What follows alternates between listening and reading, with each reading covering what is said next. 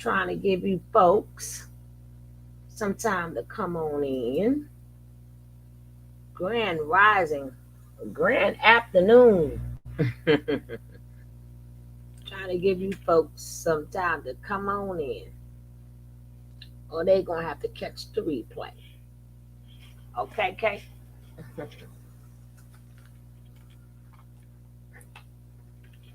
How's your day going, Trey?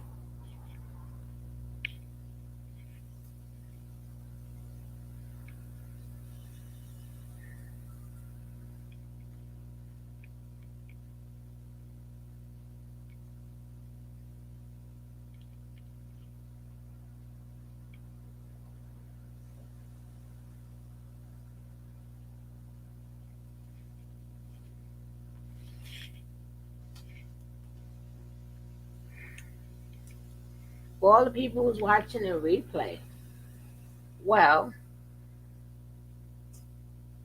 yeah, it's all the above. Whoever's watching the replay, don't forget you can skip past to this and get straight to the show.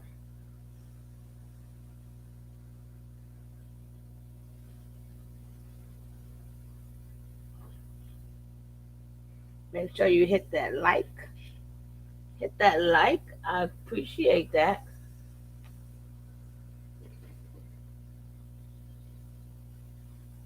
Okay, we're gonna still allergies, but other than that, good, thank goodness.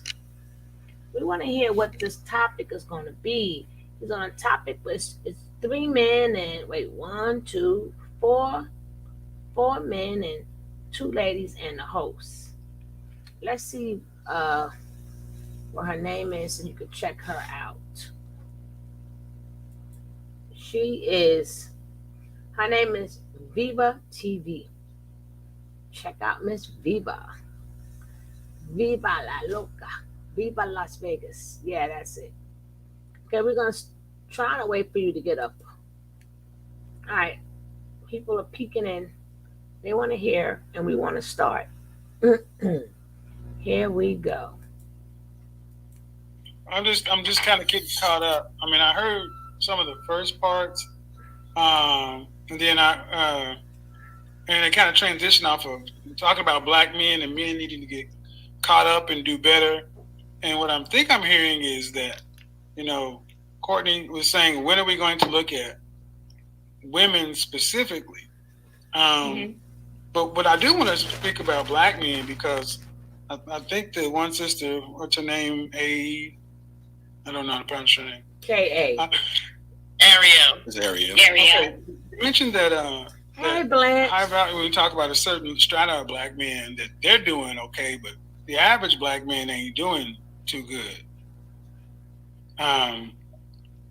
Where'd that come from? I don't think it's the average black man. I do believe there is a gap. I do believe that there is men that are doing well and men that are not doing so well. So where is the gap? I don't know. I don't know how to answer that question. Well, would you be surprised? Would you believe if I told you that, according to the AEI Institute, American Enterprise Institute, black men make it in America, 54% of black men are single and childless, and 65% are in the middle class? So what y'all be crying black men about? are doing pretty damn Yeah, okay. I would believe that. Yeah. I mean, over the last 20 years, any gap between black men and black women is Hey, substantially Christina. shrank on the men's side. So what y'all be Black men, crying about? especially in my generation, have closed the gap substantially. And Sister Shahrazad Ali tried to bring this point up back in 1989, that everyone else in this country has had their behavior analyzed 6 ways from Sunday except black women, and we're still. So guys, we've also found out the date. The year. It is 1989 for those videos. Existing of looking at black women solely. So if we had to ask the question, why is the average black woman where she is today without blaming men? Could we have that conversation? No. Washington? It's called.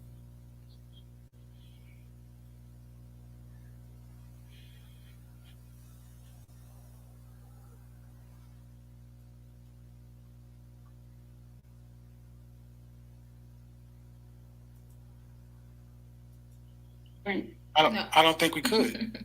Mm-mm. Because when I typically hear something from women, it's always tied back into into a man. Yeah. Um, and black men have had to have our stuff scrutinized. Somebody said that black men aren't holding each other to task, and I'm like, I don't understand what you're talking about. The black manosphere is that's what it exists solely. But then, do we give it the credit it deserves, or do we just dismiss it as YouTube and social media? Right.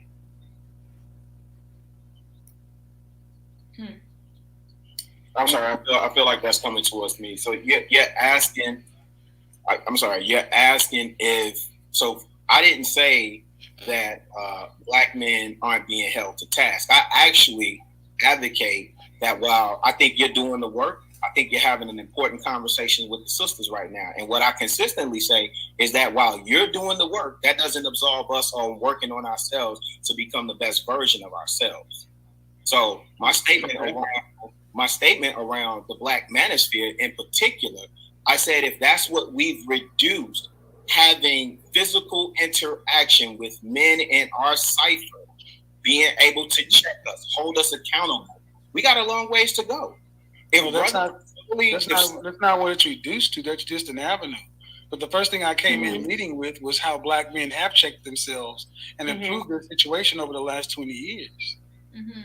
So what y'all still crying That about? is a documented report. I mean, I put the stats. I put the report in the chat room earlier, so anybody who wants to go look at the study can look at it themselves. Go ahead. I'm sorry, I have a question. So I stated earlier where I do look at the manosphere of trying to understand what men want me, wanting to become a wife. And I look to the manosphere. I stated you and O'Shea Jackson, MTR, Anton, a plethora of poor man's podcast. And on this, I got laughed. See, that's the problem. Stop studying groups to find you a male or a female. To find you a wife or a husband, you need to study the person. You're dealing with the individual. You're not dealing with a group. You don't need to go to big old groups and see what they can instill. No. They can say whatever they want to say. What if that man don't want that? What if that man wants something? Shouldn't you ask the man or the woman themselves, what do you want in this relationship? What do you want in this relationship? She should ask that man what he wants. Exactly. Why do people think that they have to go to a group, any group, to see what's right for you? I mean, what's right for the next person? How about you need to ask the person themselves, hey, what do you want? How do you like this? What do you want with that? Not let me work on my behavior because it's guaranteed. What all these men say is guaranteed. I'm gonna keep a man. No, and no. That's mistake number 1, 2, and 3. Now let's hear number 4, 5, and 6. Because every time these women get around these men, they act like they're really listening and they're really understanding. So these men is so doing so much better. Okay, then stop whining that you're a man. Shit, damn.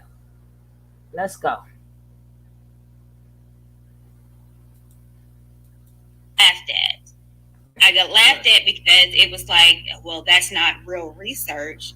But what I stated was men have a space and a safe space of speaking their mind, and any woman that deems or wants to be married would take it to heed and feel like it's important. So basically, you got laughed at. I would have laughed. I'm sorry. I would have laughed at you too. Because, again, you don't need a space of men to find out how to treat a singular man. You don't need a women's group to know how to. Let me go into this women's group and see if this woman. No, you need to ask the person. It's an individual thing between two people, not groups of people. So that was mistake 4, 5, and 6, and then you felt bad because they laughed at you because it's funny. You're taking everybody else's ideas and how they see the world and gonna put that in your mind. Yeah, but if he's a man and he's a man and they all saying the same thing, then the man I meet is gonna be just like them, or the woman that I meet is gonna be just like them. What if that man ain't like none of them? He's his own individual. Give some of these people their own credit. Give them their own minds. Let's see what she has to say. Uh, Viva. Viva's her name, right? Yeah. Oh, yeah. Viva. Viva. I'm sorry. Viva, not Viva. I got my glasses on now. I like this conversation, and I also want to say that, yeah, when it does come to the Black manosphere, I definitely don't feel like it gets the credit that it deserves. I mean, for the people who definitely watch it, for sure. What credit does it deserve? I didn't see the manosphere nowhere in none of these hoods. Anybody live in a hood? Have you seen a manosphere? Uh, do I need to yell out the window? Do I need to go to the public park with the bullhorn? Do I need to go to the libraries? Do I need to go to these funeral parlors? Do I need to go? Do I where they need credit for what? I ain't seen them. Y'all seen the manosphere? Where y'all live at? Have y'all seen the manosphere? Did y'all see him? Right? That man could be happy if you dress up like a pineapple on Fridays, but you asking a panel of people who don't know him. Exactly. But the question is, they said we're not giving the manosphere the props that they deserve. I'm trying, where they at? I see a lot of youth in trouble. Where they at? A lot of men's out here looking for guidance. Hey, manosphere, where are you? Where they at? They ain't only in certain places. What props should we give them? Because other grown men who should have their lives together already watched them. These are majority men whose lives should at their age be together anyway. We're talking about for the people's lives that are not together. Where the heck are they? I'm gonna go look for them. Hey, my love, told you.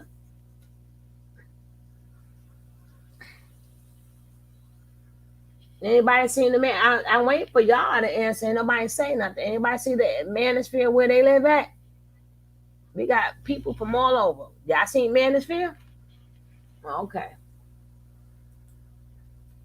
Sure, it does, but there's a large group of people who try to discredit it or try to bash it. You guys, if you haven't seen that reaction video I did to someone literally trying to bash the entire Black manosphere, but as Courtney said, like, a lot of people are using these things, using men literally coming on there and telling you exactly what they're looking for, exactly what they want, and they are trying to take note of all this information and then use it in their everyday life. So I think it's super essential, especially right now. So, and then I got laughed at.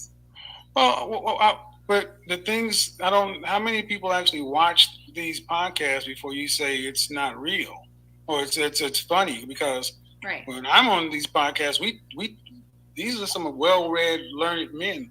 I mean, Mm-hmm. I've been in the Black manosphere for a long time, and I would say that if anybody knows the name BGS Ibmore, probably one of the most intelligent men I've ever met, and that man came from, well, anyway. Other internet providers not flexible enough? Well, things have changed. Better shouldn't have to cost more, which is why Verizon plans start. YouTube or not, 2 plus 2 is 4. And if Black men are improving themselves, can we honestly say that do we disagree that Black men are doing better off than they were even just 20 years ago? No. Do not disagree. All right. Are Black women doing better off than they were 20 years? Absolutely. We are not. No. And so at what point, see, if this is triage, at what point do we go to the part that's most problematic? Right. To the woman that's not. But here's the thing, Kevin. I feel like I'm saying that. Hence why Kevin Samuels is so necessary for this time, because if we're Black women, we're not doing the best that we can do, especially when it comes to the statistics and the numbers and all of that, marriage rates, divorce rates. Like, it's super important that that's addressed and that we're spoken to, so that all of who is out of alignment, those who are willing to listen can get into alignment and change the outcome. But even with the two ladies, it's like, are you able to agree with it?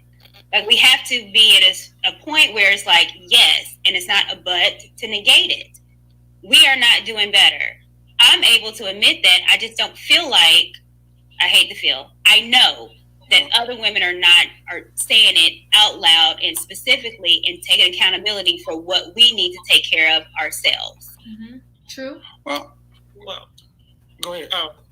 I was just going to say, so my initial comment earlier in the podcast was kind of just like looking at it from only the male's perspective and seeing what the reasons were they were not getting married. I am fully in agreement that women have dropped the ball in terms of how to behave ladylike. The idea of submission is so scary to women at this point that it is like saying a curse word. Like, it's that bad.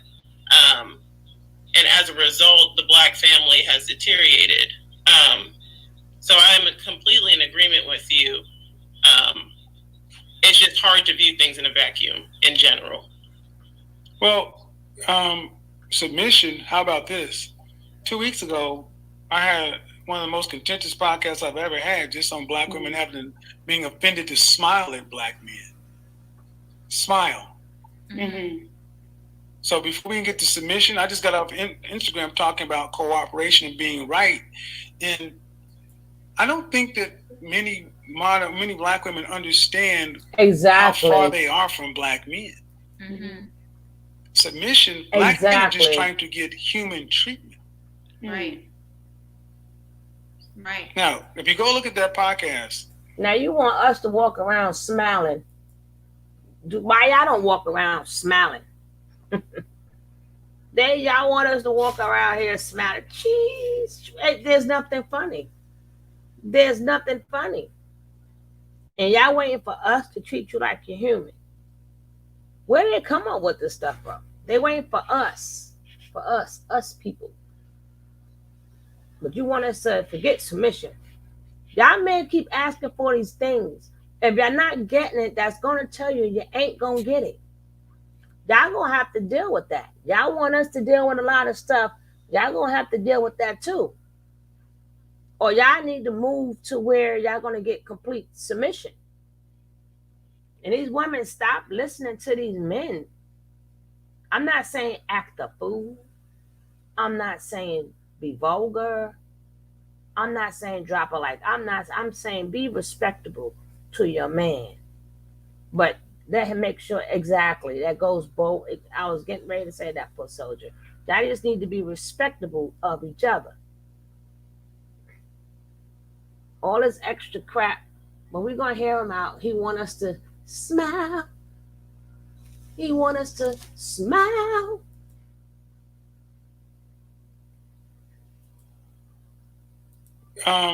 Submission, how about this? 2 weeks ago, I had one of the most contentious podcasts I've ever had just on Black women being offended to smile at Black men. Smile. Mm-hmm. So before we can get to submission, I just got off Instagram talking about cooperation and being right. And I don't think that many Black women understand how far they are from Black men. Mm-hmm. Submission, Black men are just trying to get human treatment. Right. Right. Now, if you go look at that podcast, it was right on the heels of Iyanla Vanzant announcing she's leaving the OWN network. She's being run off of Oprah Winfrey's network by who? Black women. Mm-hmm. Because of her unflinching portrayals of their behavior. 2013 on Black Female Madame Noir, she said Black women are out of order. And on the way out the door, she says we're still out of order because we're getting paid to be out of order. I did a broadcast talking about, hey, just simple human treatment. And I challenge anyone to go look at it. It's all cut up. 2 of those videos are on World Star. One woman said she's actually finds it offensive when black men ask her to smile. I love what he says about the human treatment because it's true. Like, they're definitely treated like second class citizens. And I think that one of the reasons is, Oh my gosh. No, you're not, lady. Oh my goodness gracious. I can't with these people. I can't. You agree that we should smile. You agree that they're treated like second-handed citizens. So what the hell are we treated as? Why we can't treat each other? We the only people that came to this country, three-fourths of a human being. Three-fourths of a human being. So once they said, and I don't even know if it was changed. I don't even know if they said we're 100% human now. We should know we're 100% human now, according to the Constitution and stuff. I notice some men are always about black women behavior at the same time not check exactly, but it shouldn't matter what our behavior is. Shouldn't matter. Shouldn't matter. I don't care what other women doing, and I don't care what every man is doing. I don't care.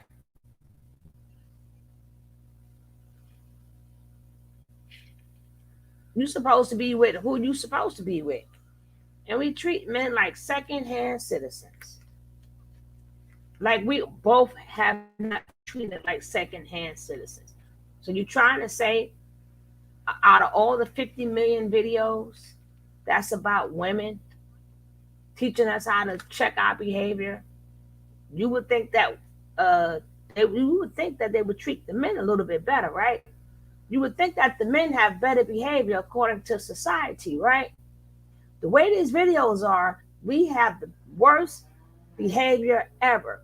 So why should we treat the men even better? Because their behavior is so much better that they're being treated as 100% humans.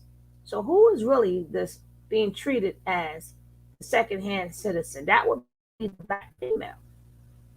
Because the way y'all put it, our behavior is the worst. Like we taking people down, black women doing this, black women doing that. We're just terrible. So we so terrible that would make the men behavior so much more better. So what are we conversating on? What is the conversation? These women are nature boy rejects. Don't expect common sense from them. It's true. It ain't no true. Ain't nobody go around. I don't even care if you're a messed up female. You don't just go around being nasty to men for no reason. For no reason, just because they woke up in the morning, let me be nasty to them. Whatever. throughout society and stuff like that, like everybody has an image, right? Like they're gonna paint different stereotypes onto different people.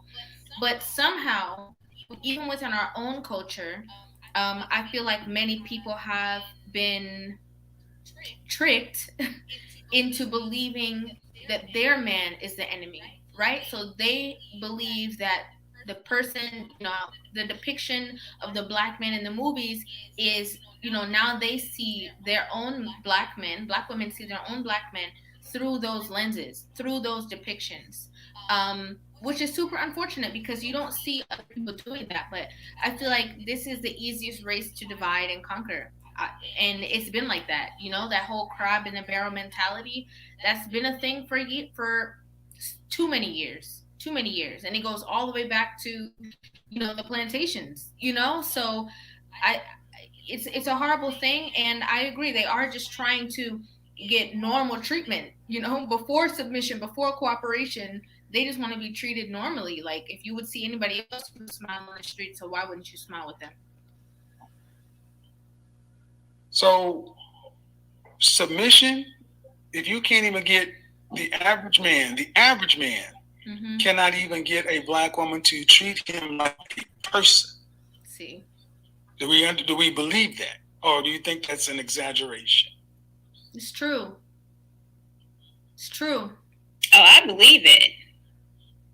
I don't know my counterparts do. I'll give you an example of, have you gone to the post office or anywhere and you'll see a black woman who's a teller, and the line is everybody she greets and says hello to, but when the black man comes up, her instant frown, no greeting. The disconnect between black women and black men is severe. And it's not as though black men don't want to be with black women. That's the whole genesis of my show. Black men in general, black men in particular, saying they are doing the work to become the best version of themselves, showing their work, getting out there, putting in the 60 plus hours a week they're getting paid for, getting in the gym, networking with other men, showing their work, and then they're coming back saying, where are my counterparts?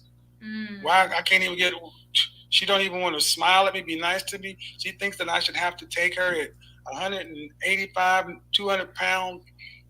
We have to start looking at the women themselves, not why the women are doing it and holding men accountable. So I would love to be a part of a conversation where women, I would love to hear women have a conversation as to why black women are single today without blaming black men. But I don't think we'll ever have that conversation because oh my God. Where is my cup at? I need one of them chairs so I can roll the chairs around like Afrion. I need to roll my chair around. How my babies doing? Hey, Miss Leo. I'm telling you, this. Woohoo! How to get my cup? How we go?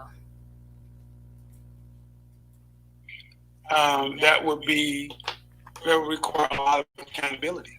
Absolutely. I got a question for you, Kev. So a lot of what I see today on social media, on different platforms, so on and so forth, from women in general, I see them, it seems as though they're even more mad at women that may more closely align with that narrative or perspective than they are at even the men that may have that narrative or perspective. Why do you think that they're so much more angry at the women that may have that perspective than the men? Thank you for the question, Anton. Well, just like Iyanla Vanzant, they basically counsel us because you're going against what is called the sisterhood. You're going against the sisterhood, and that's really what's at the top of the black community, the matriarchy. It is about black women going for black women above all else. And as long as you're on the sisterhood side, it's okay. If you speak against the sisterhood, as a man will counsel or destroy you, but as a woman, it's a double foul because you know where all the bones are buried. And you speak with more credibility because in our community, it is easy for black women to discount anything that comes out of a black man's mouth. It doesn't matter who he is. He can be a PhD, a physicist, or on the corner. But when it comes out of a woman's mouth, it hurts more because they're like, damn. It's like you're betraying them. Lies. But why?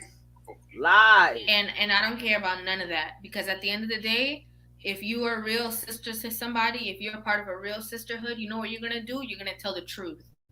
You're not going to coddle them when you hear them, for example, cussing out their man all day, being disrespectful to him, not treating him with What do you mean? What do you mean? This is why women get abused. This is exactly why it's so much abusive relationships and it's so much abuse. We listen to these men who's not even our men. We listen to their sad behind stories and we still go, okay, yes, okay, I'll take you back. We sorry. Why they don't do nothing about these? You don't know if any one of them. But okay.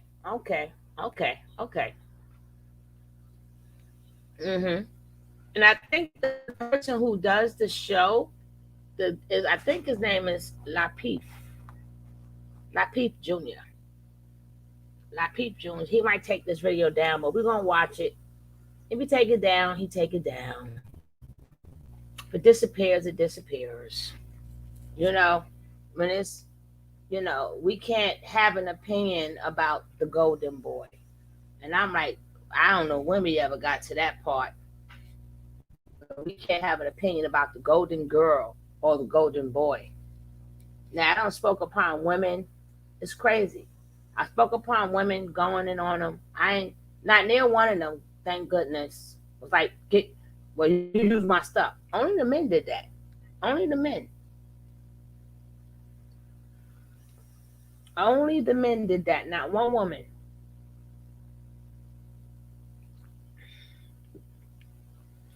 She's talking about 200 pounds. I weigh over 200 pounds.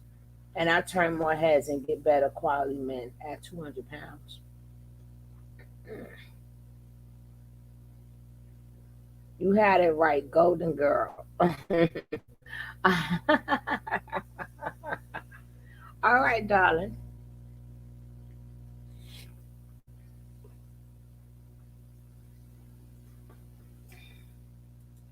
But I'm still looking for the manosphere. If y'all see the manosphere anywhere, please let me know. I would like to talk to them. I have some kids for them. The esteem that she should and all of those things, and then she comes to you as a friend and is like, dang, I don't know what's going on with my man. Like, I don't know why he's treating me this way. I don't know what's wrong. He's tripping. Yeah, no, not me. I'm gonna be like, no, you're tripping. So at the end of the day, I mean, wrong is, it's like in this society, wrong is right and right is wrong. But I'm always gonna stand up for what is right, and out of true love for the community that I'm a part of, right? So I'm gonna stand up with true love and be honest and be like, yeah, like, you shouldn't do this, you shouldn't move that way. And oh, she's with the community. Oh Lord, she with the community. She's with the community. I'm big on that. You put out into a relationship what you want out of it. If you have to talk to someone like that every day, leave. If a female is out there cursing out a man, first of all, and that man stay, that's on him. First of all, I tell my son off the bat, if you gotta go through that with any woman, leave. I'm not checking this woman. So she needs to check herself. My son needs, and I tell any woman, if you gotta go through that with any man, you need to get checked out. There's a lot of these things as mental health problems. Checking somebody just doesn't do it. Well, let me check you because I'm in this community. Now, she specifically said the word, she's in their community. So they all in that community together. So of course they're gonna worried about our behavior too. But I don't think that women should be walking around all day smiling. What am I smiling for? I don't even know you.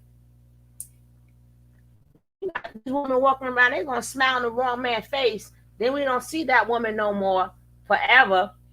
Then what? What you gonna say to their parents? Hey, howdy, how you doing? No, we don't. Sometimes they speak like they know every single man in the United States, that it's okay for women to walk around smiling because they are human too. They make it like there's not crazy people out there. No, you don't tell no woman. It invites the crazy. That's what I'm trying. Thank you, Blanche. I really don't. I mean, it would be nice if you could go, hey, how you doing? There's nothing wrong with that. Then number two, we don't even know if they got a woman. We going around smiling, gritting our teeth, going hello. The woman come out the store and be ready to fight. So that's a no-no. Now, if it's your man, yeah, smile more at your man. But I need a reason to smile. I'm not gonna just smile because, well, you know what? Let me just look at him and smile. Thank you. They're gonna blame it on a woman. You see, we can't win, Blanche. Blanche, we can't We can't win. We cannot win. We cannot win at all. We can't win. It is what it is.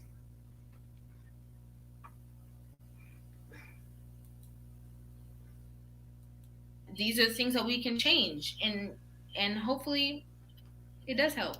But what group has ever got anywhere with women leading, with women on top? Nowhere. We're progressively going towards the bottom. What group gotten anywhere with men leading with less casualties? What country or what group of people gotten anywhere with men leading with little to no casualties? When men leading, yeah, they may have conquered countries and stuff, but look at all the people lives went because of wars. And it's 2021. Yeah, men are trying to do what? Do what? See, that's why I like when I see women know who to like. Sometimes you just got them adorable men. You just can't help. You just can't help but love them. But some of them just not adorable. Some of them is not likable. And but at least we ain't clutching our purses and stuff and our pearls and stuff. Damn. Gee. And what's happening in the black community is not working. And if we have a working model and we really say we want better outcomes, this is what I hear from a lot of black women. I want to be married. I want better outcomes. I want this. I want that. But then ask the question: do you want to be under the do you want to be under the authority of a black man? And more than anything else, I want to be a partner. Mm-hmm. Co-CEO. That won't work. Why do you think? First of all, it's a qualification there. And these men don't want to give up their credentials. You understand? They want to be the CEO. No, you got to give me your credentials. One of the credentials is if you come from a single household like me, well, then you got to show me how did you get your credentials. Oh, you went to school? Okay. That ain't got nothing to do with credentials for being in charge of me. Oh, you make money? That's not no reason to be in charge of me. Do you know how to compromise? Well, Miss Leo, your name says it all. Your name says it all, Miss Leo. Your name says it all. You no need to say no more. No need to say no more. But have you ever seen resolution between a man and a woman? What was their argument process? What was their makeup process? You know, what was the household? See, you don't, them the qualifications that you need to show me. Do y'all pray together? Not just you in control. You in control of who? To do what? We got two grown people here. And yesterday, I spoke upon that yesterday too. Exactly. Even for the ones who don't have one, I don't need one now. You should have came around many moons ago.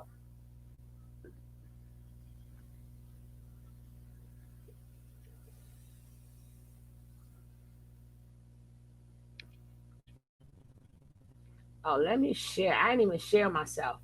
Ow.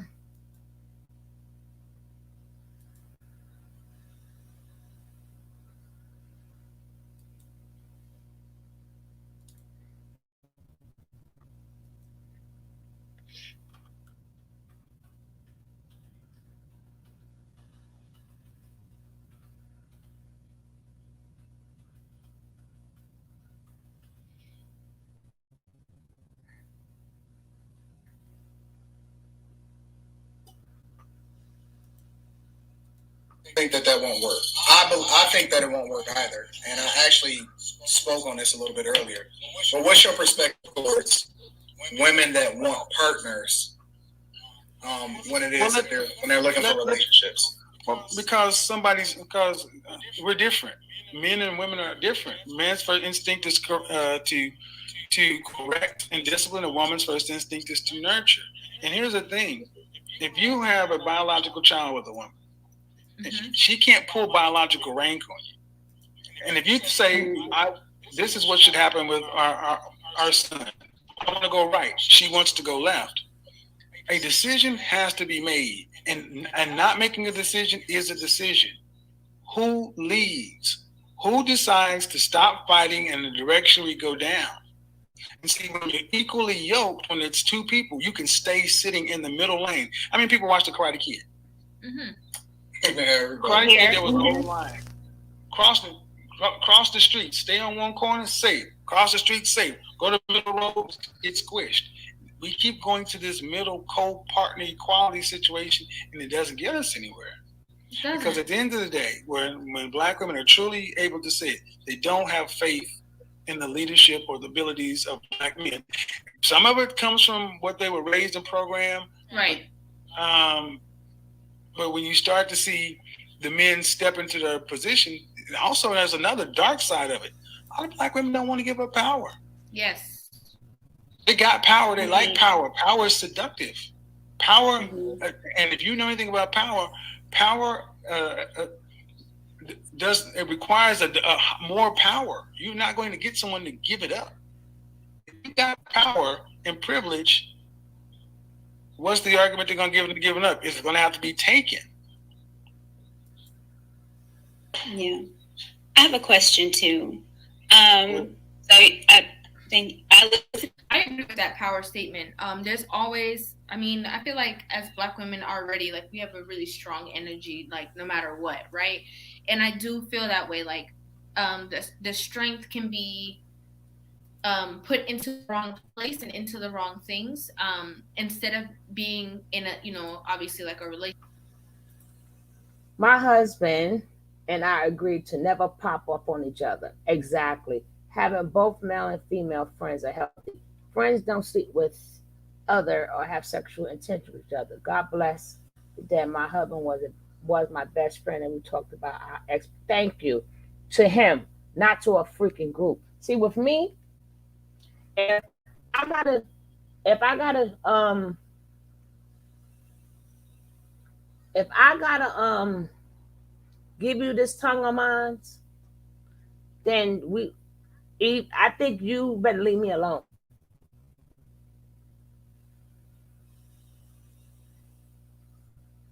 I think you definitely need to leave me alone, cause the venom, don't push it, don't push it. But women, like, unless she has like mental issues, a woman don't usually pop off at a man. Okay, and if if he's a real man, he can be like, baby, man, if you're a real man and you level that woman out, it takes a real man to do that without asserting authority. Because usually when people like that, then authority is what abused them. See, that's the part they're not understanding. When women get like that, it's authority, like their mother, which is an authority, their father, whenever he was there, or anybody that's older than them, a teacher, a sibling, but it wasn't a part of authority that abused them. And now that they're older, they're not getting abused by no authority. So it's not like they just pop off at men. They're popping off at anybody who wants it. Like, you come my way and you don't be nice to me and you pop off like you authority, I'm a unleash. See, they don't dig into the real problems. They think that, hey, how you doing? Listen, well, they honestly think that, this is what they talk about. Actually, I hate to say it's bubble gum. It's like the bubble gum, you chew it and then you spit it out, because it doesn't really get to the issues that we have in by the individual or by a group. All that stuff sounds nice, but not if you have problems, individual problems. And he could always say, I heard him say, well, you can go get some help. That should be the main thing. Like, why are these women popping off? It makes you wonder what kind of toxic people are these people around, that this is the only example of. Wait till we see the next one. My best friend is in that one. And y'all know who my best friend is, right? Okay. He never overstepped his boundaries or expected me to do anything, then that could be me. Example, I don't cook every day, but I am make sure, yeah, I'm gonna make sure we eat. Just not when we cooking, but you want to eat lovely, boo. I'm just ain't cooking. But a lot of times, even when young boys pop off, because authority abused them, some type of form of authority abused them. So now that they're old, like I seen a lot of kids, their father abused them so much. They couldn't wait to get older, so they purposely joined like the football team, or they purposely got in fit shape because they was waiting for the day to take daddy down. Then they realized daddy older now, and they had to really learn how to let that aggression go. That aggression comes from somewhere. Come from somewhere. It just doesn't. People just don't wake up. Well, let me pop off and let me have bad behavior. Then you need to talk to the women with the bad behavior. Why are you talking to the women that follows you? Talk to women with the bad behavior. Talk to the boys with the bad behavior. That's what I do. I put my money where my mouth is at. I put my money where my mouth is at. I don't go around. Yeah, we need to hear what's going on. Maybe y'all can pick up on something. This is not just to degrade everything that you're saying. That's not the purpose of my videos. It's just how I feel about the videos. If I agree with something, I'm gonna say yes.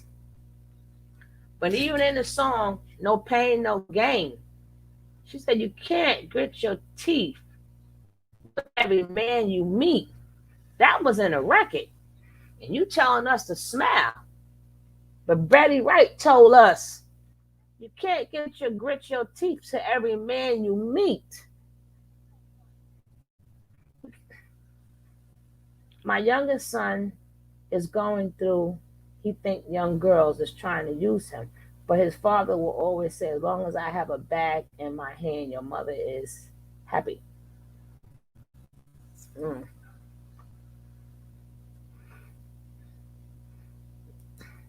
My son, he ain't got nothing but love for you. He ain't got nothing for you. Relationship with your counterpart and using that strength to also support his vision and his plans. It's like a lot of women get into relationships and they get into competition with their man. And it's like, if there's love that exists here, it shouldn't be like this. It should be smooth sailing, easy conversations. You can, help out or whatever if he's, asking for that, or if you see some things that he could be doing with whatever his vision and his plans is. But a lot of that, I mean, that's true. It's like football players, like headbutting, like literally like on opposing teams. It's like imagining football players on the same team fighting each other. It's like, what are you doing? Like, there's other teams looking at us like we're crazy. Do a lot, and one thing that you made very clear is that one thing women have to do is hold women accountable. And what's important is that when women that has gotten it wrong or at a specific age that can help younger women, those are the ones that need to speak up. And so for me, and being on this platform, I feel like that's what I am trying to do at some kind of level that was an admitted homewrecker, but are really trying to say, hey, ladies, be better than me. I did it wrong. I wasted time, do better. But then the pushback is not, it's some men, but it's the women that I get pushback from. And it's the women that won't. And I know you know this too. They're not going to negate what you're saying, because what you're saying is honest. What they would do is try to look at your life and nitpick that and how you're wrong. It's ad hominem. It's against the woman. Yeah. It's the easiest way to discredit. well, when we don't like what's coming out of somebody's mouth, we question the veracity of the speaker.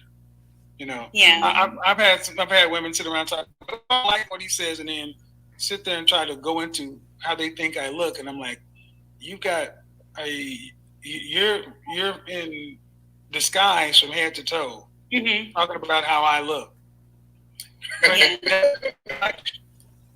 See, what we actually need is we need a tipping point of 10%. You don't need 100% of anything. You need 10%. What we need is women who are. See, it's typical. We need women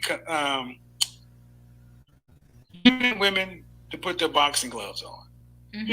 That's the problem. Many feminine women don't want to deal with the conflict because it goes against their feminine nature. Right. All right. However, just like you would go into your mother's strength to protect your young, you need to somehow link that into the feminine nature so they can push back against their quote unquote masculine counterparts.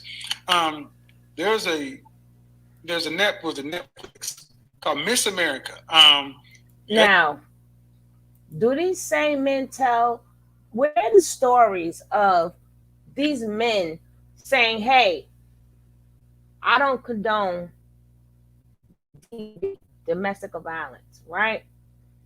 Where's them that go check them men? Where are they? Where are the men that constantly check the dusties? And they claim the manosphere does. But I haven't heard a dusty yet say the manosphere ever checked them. I've never seen it. Yeah, y'all get up on YouTube, but the dusties is out there getting your woman. While you on YouTube, you know Dusty's, you know who Jody is, right? If y'all don't know who Jody is, y'all better go look up Jody. It's on YouTube. It's on YouTube. Look up Jody, right? But while you're out there on YouTube, I have never seen a Dusty say, "Hey, I corrected my ways. I'm gonna take care of my kids. Or I'm gonna do what I have to do for my children." I don't hear them come. You want us to check women. You want women to check women behavior all day. Where are the videos when y'all constantly checking men? Yeah, I don't have a problem telling a sister, "Yo, calm down." But I can't just tell her to calm down for her man. I gotta ask her, "Baby, what's wrong with your life? What's going on?" Because it ain't about the man. It's about her. If you was her friend, why you worrying about how she treat her man? If you could get your friend better, then your friend will now treat her man right. But why you all up in their relationship? I got to check you. No, absolutely not. I'm talking to my man. Come on, let's be real. Another woman going to tell me. First of all, you don't even know what happened. You don't know what happened. You don't know what took place. What I've learned in criminal justice, a woman should never get a man who does not at least read on your level or have a degree equal to yours. If the man don't, he would never allow you to surpass him. So these dusties don't care. These dusties don't give two craps. But I'm just saying, if something is wrong with your female friend, I'm like, "Hey, babes, what's going on? You know, you're a little bit out of control. You know, you want to talk?" That's how I would talk to my friend. I'm not going to check her for talking to her man. I don't know what happened with that. Next thing you know, me and her arguing. So y'all want us to do what? Hold women responsible. Okay. So we want y'all, if we hold the women responsible, and y'all hold men responsible. So I guess nobody's still gonna listen to nobody. They're gonna still do what they want to do. Like I said, these conversations, I hate to say, they could be the golden boy, the king, the queen, or whatever. But I can't wait to hear what my best friend got to say in the next video. Okay, he would be violent against you, verbally abusive towards you, or you will be doing all the working and raising the children he would be having. That's a Dusty, though. That's a Dusty. Dusties do that.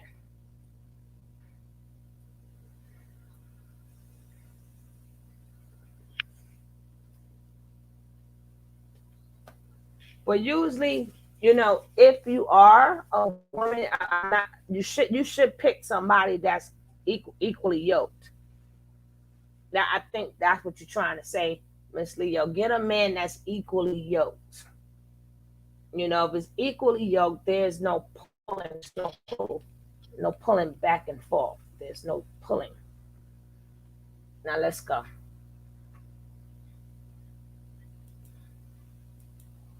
Betty Friedan versus Phyllis Schlafly at the ERA movement of the 60s. And it was traditional white women going against the ERA, the liberal feminists. And that was a good example of women standing up for traditional values versus women standing up for feminist principles. There's going to come a time where the women you're talking about, Courtney, they're going to have to get their hands dirty, because the women that push back, do all this other kind of stuff, they have power, they have microphones, and they don't mind getting dirty. Yeah, they don't mind getting dirty, they don't mind getting in the mud. And unless you get at least, if there are 9 over here and there are 3 on your side, that's a hell of a lot more than when just 1 on your side. You don't feel alone. True. So that's what it's really going to be required. And I agree that sometimes when you're feminine, and you don't want to go into like that masculine energy at all, like I can understand how that would be off-putting, but I think it's how you're doing it. I think it's like, for me, I'm doing everything out of love, and that's me being completely 100% transparent and honest. So it doesn't feel like I'm attacking anybody, because I'm really not attacking anybody, because I'm not looking at them. I'm looking at the reasons why they think that way, right? Or the reasons why, they say the things that they say. So I just put the truth out there, because it doesn't matter how you feel. The truth is always going to be the truth. Opinions come and go. Feelings come and go, but the truth remains the same no matter. Happy Friday to you too. Women are going to have to start standing up, and what we're trying to do is have these conversations in good faith, to where get women who may not be as hardened on either side, something along the line of a middle ground. Mm-hmm. I mentioned this earlier this week. As I progress my platform, I'm going to start having broader discussions to have middle ground, to where it's like, all right, can we at least agree on something, a starting point for something? Because it's politics. We're going to have to win men and women over to middle ground, and that means everybody's going to have to give up something for a greater goal. Right. That's the best thing he ever said. We've got the blueprints. We just have to have the courage and conviction and the desire to fight. Yeah. Wow. Do you think that is even possible? Honestly, I agree. To a larger extent, even have a conversation, let alone convince somebody to come to the table in good faith that truly do not want to give up that power. They don't want to subscribe to the idea or even consider the possibility that we may be right. They don't even want to even come to the conversation in good faith outside of debating, right? Mm-hmm. They just want to be heard. I mean, no. People who are so strong and against it, I mean, I feel like sometimes that can be literally a waste of time and energy, because all they're going to do is everything that you're saying, they're thinking of a rebuttal to come back at you and tell you why you're wrong, even if they are saying stuff that doesn't even make sense. Let's get the table right. I think that it's even possible for those type of people or women, and some men even to a larger extent, to even really make that transition? I look at what the Tea Party was able to accomplish, and look at what the LGBT community was able to accomplish in a short period of time. They focused on the people that they could focus on, right. But they worked and did it. They had a grassroots movement of people who were invested. Look, it is not going to be possible to win the argument with 100% of the people. Right. All you need is 10%. It's a tipping point. And I think one of the biggest things I learned in sales was when somebody was saying no, when they were actually having a request for information. When I could find that somebody was saying no and they weren't going to buy, I would just shut it off and go on, because I don't want to waste time with someone who's got their mind made up. Right. Somebody's got their mind made up. Let them stand outside and change their mind, if ever, at their own accord. But here's the thing. Everybody wants to be on the winning side. Mm-hmm. When stuff starts happening, when stuff starts working, when black women are starting to get outcomes that they want, and black men are starting to get outcomes that they want, it'll start happening over that 10% side. And strangely enough, that if anybody ever been to college, like, oh, I can't stand them Kappas or them Alphas or them AKAs or them so and so. But everybody couldn't stand your ass, but they always wanted to go to the most lit party. Party, no matter how much they hated your ass. It's true. Same thing. Mm-hmm. So let me ask you this, Kevin. So this is an honest question. With the brothers, because again, I believe the conversation that you have with sisters right now, I'm up to speed on all your videos. The things your father should have taught you and to rank yourself as a man, those are my top two personally, right? But what do the brothers need to work on as the women are having this conversation? Is it a simultaneous thing happening, or is it all focused on the women and the brothers are straight? Well, no, I could never say that. Black men needs to work on black male media run by black men for black men. We have our own image. I mean, I don't want to use the word because I want to ding the platform. If you go back to World War II Germany, they were able to do some horrific things through the media and propaganda. A lot has been done to the black community through media and propaganda. We don't control our own image as black men. Hold up. So you say to me,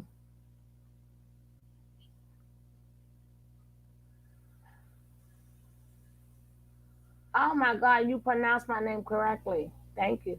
I change everybody's name though. It's right some days, it's wrong some days. You know, the code. I knew that. Well, I'll be switching up though. Because sometimes I like to say words the way I see them. Like that's a oldie. But it's the code. I know, baby. You welcome. I still might be wrong later. Now, you're telling me women have to change everything about them. The only thing men needs to change is the media. They got to come up with media. So they need their own media that's going to depict them to be good men. But that's all they need to do. Whatever.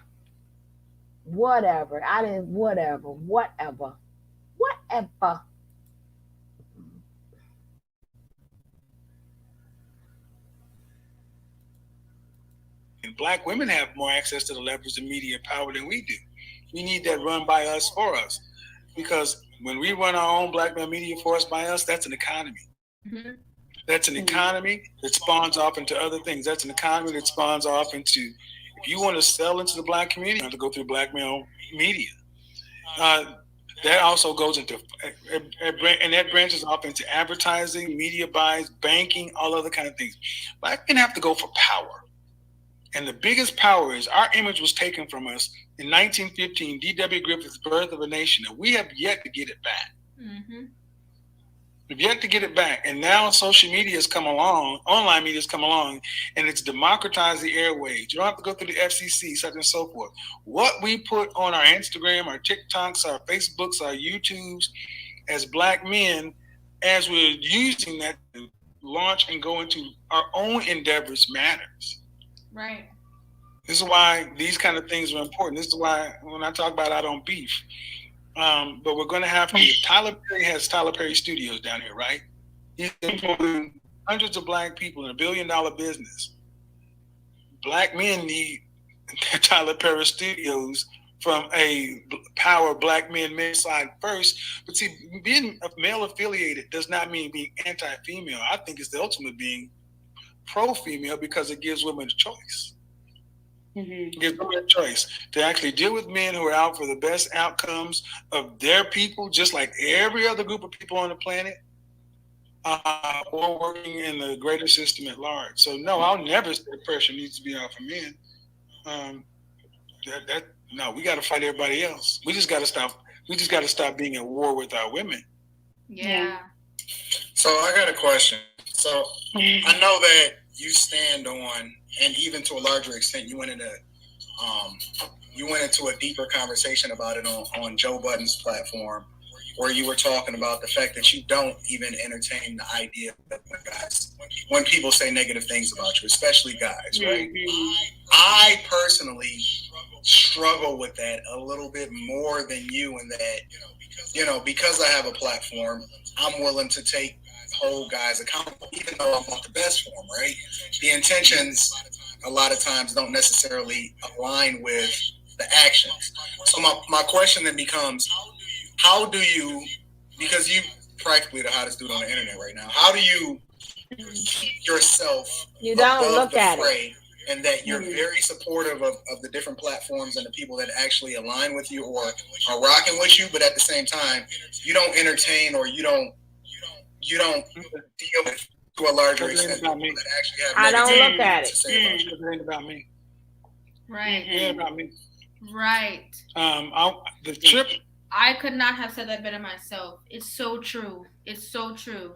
When it's about the vision and the larger than me, and I am representing men who have never been able to have a voice. So I'm cognizant of how I speak. Even though when I talk about high value men, you notice how I always mention my blue collar brothers and this and that, such and so forth, because it ain't about me.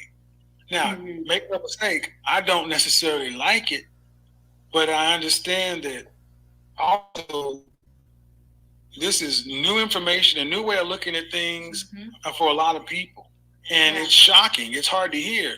But more often than not, people will say, you know what, when I first heard you, I couldn't stand you. But you start getting more women say, well, now that I watched you and I heard what you had to say in your own voice, I love what you're saying. Even men. Yeah. And I'm more content that will happen in a larger numbers than people who just hate you and want to cancel you. When I'm out and about, I have more black men walking up to me saying, thank you. I've had black men damn near in tears. You know what I mean? Not even know how to even say thank you. So it ain't easy. I tell you that. Sometimes it really ain't, especially some of the egregious stuff. But again, it's the same stuff. How many more times they going to call me gay? Down low, haters mama. I mean, it's just the same stuff. I mean, it's the same 8 or 9 insults. I was like, all right, haha. And now, let's guess who's on this next panel. My best friend. Who is my best friend? Blanche. My best friend is on the next panel. Guess who that is? Guess who? I want to see every facial expression this chick make. Yes, I am. Yes, I am.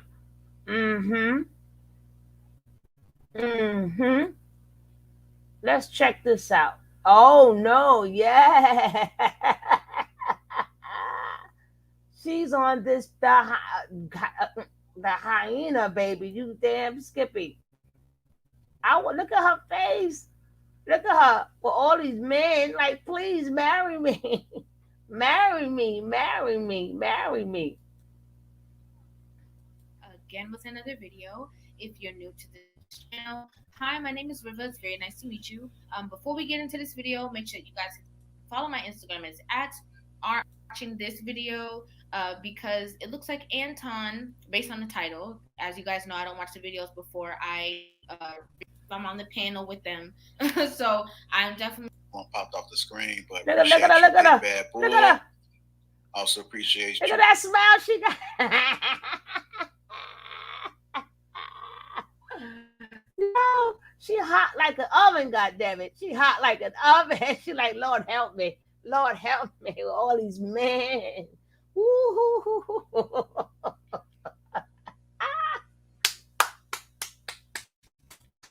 Oh. She fanning, baby. She fanning. She hot like an oven. I'm hot just like an oven. I need some loving. Yeah, we're gonna give her.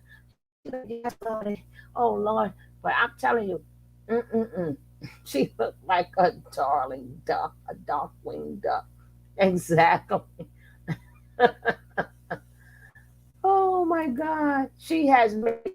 Girl, your husband will be so proud of you. He'll be so proud of you. To TJ. We open up the phone lines after this last topic. So And my phone these hyenas. live stream. The link will be in the description. Just refresh your browsers and also toss a link. Moving on to our last topic, which is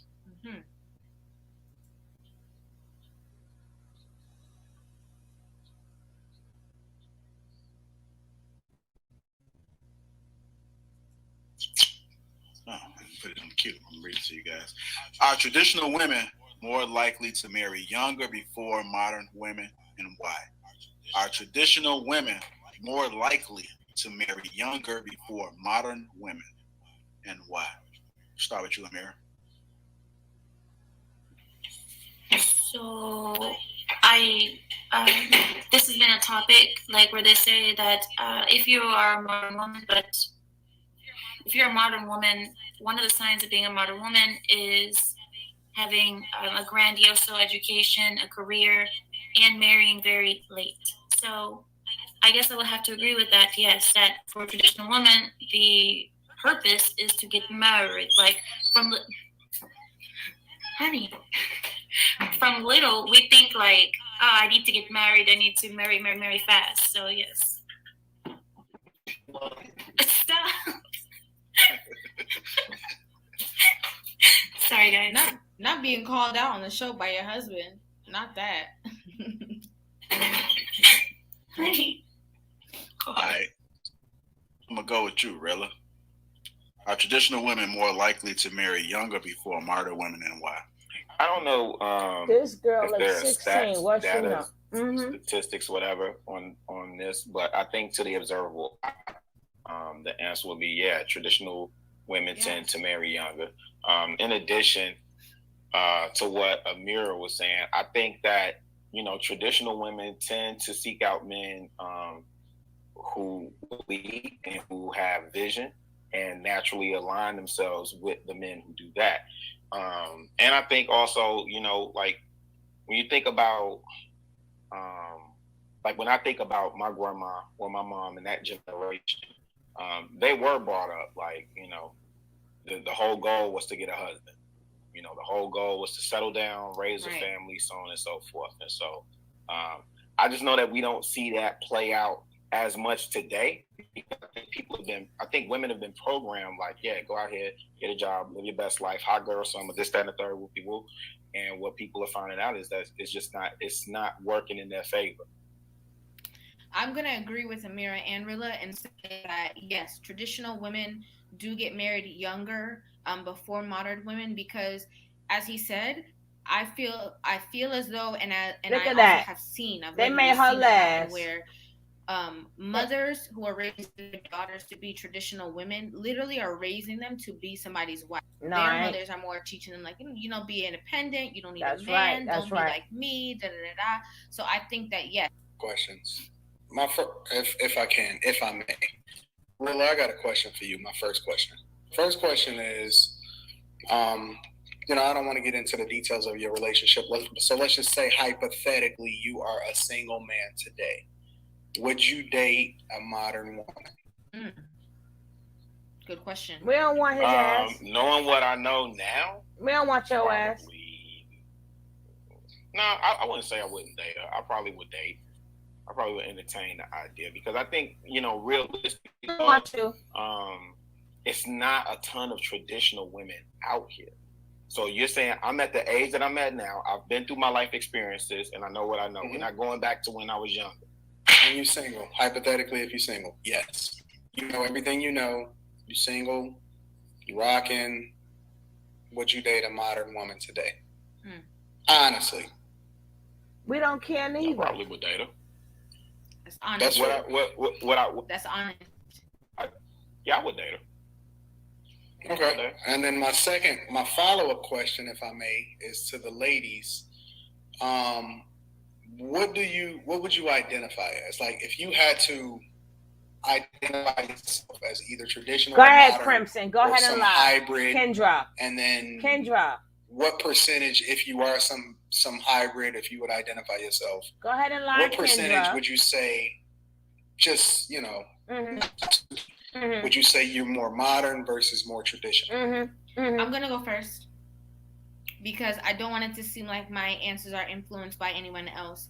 But I'm gonna say that I would consider myself to be like a new age traditional. Ain't no new age. You're traditional or you're not.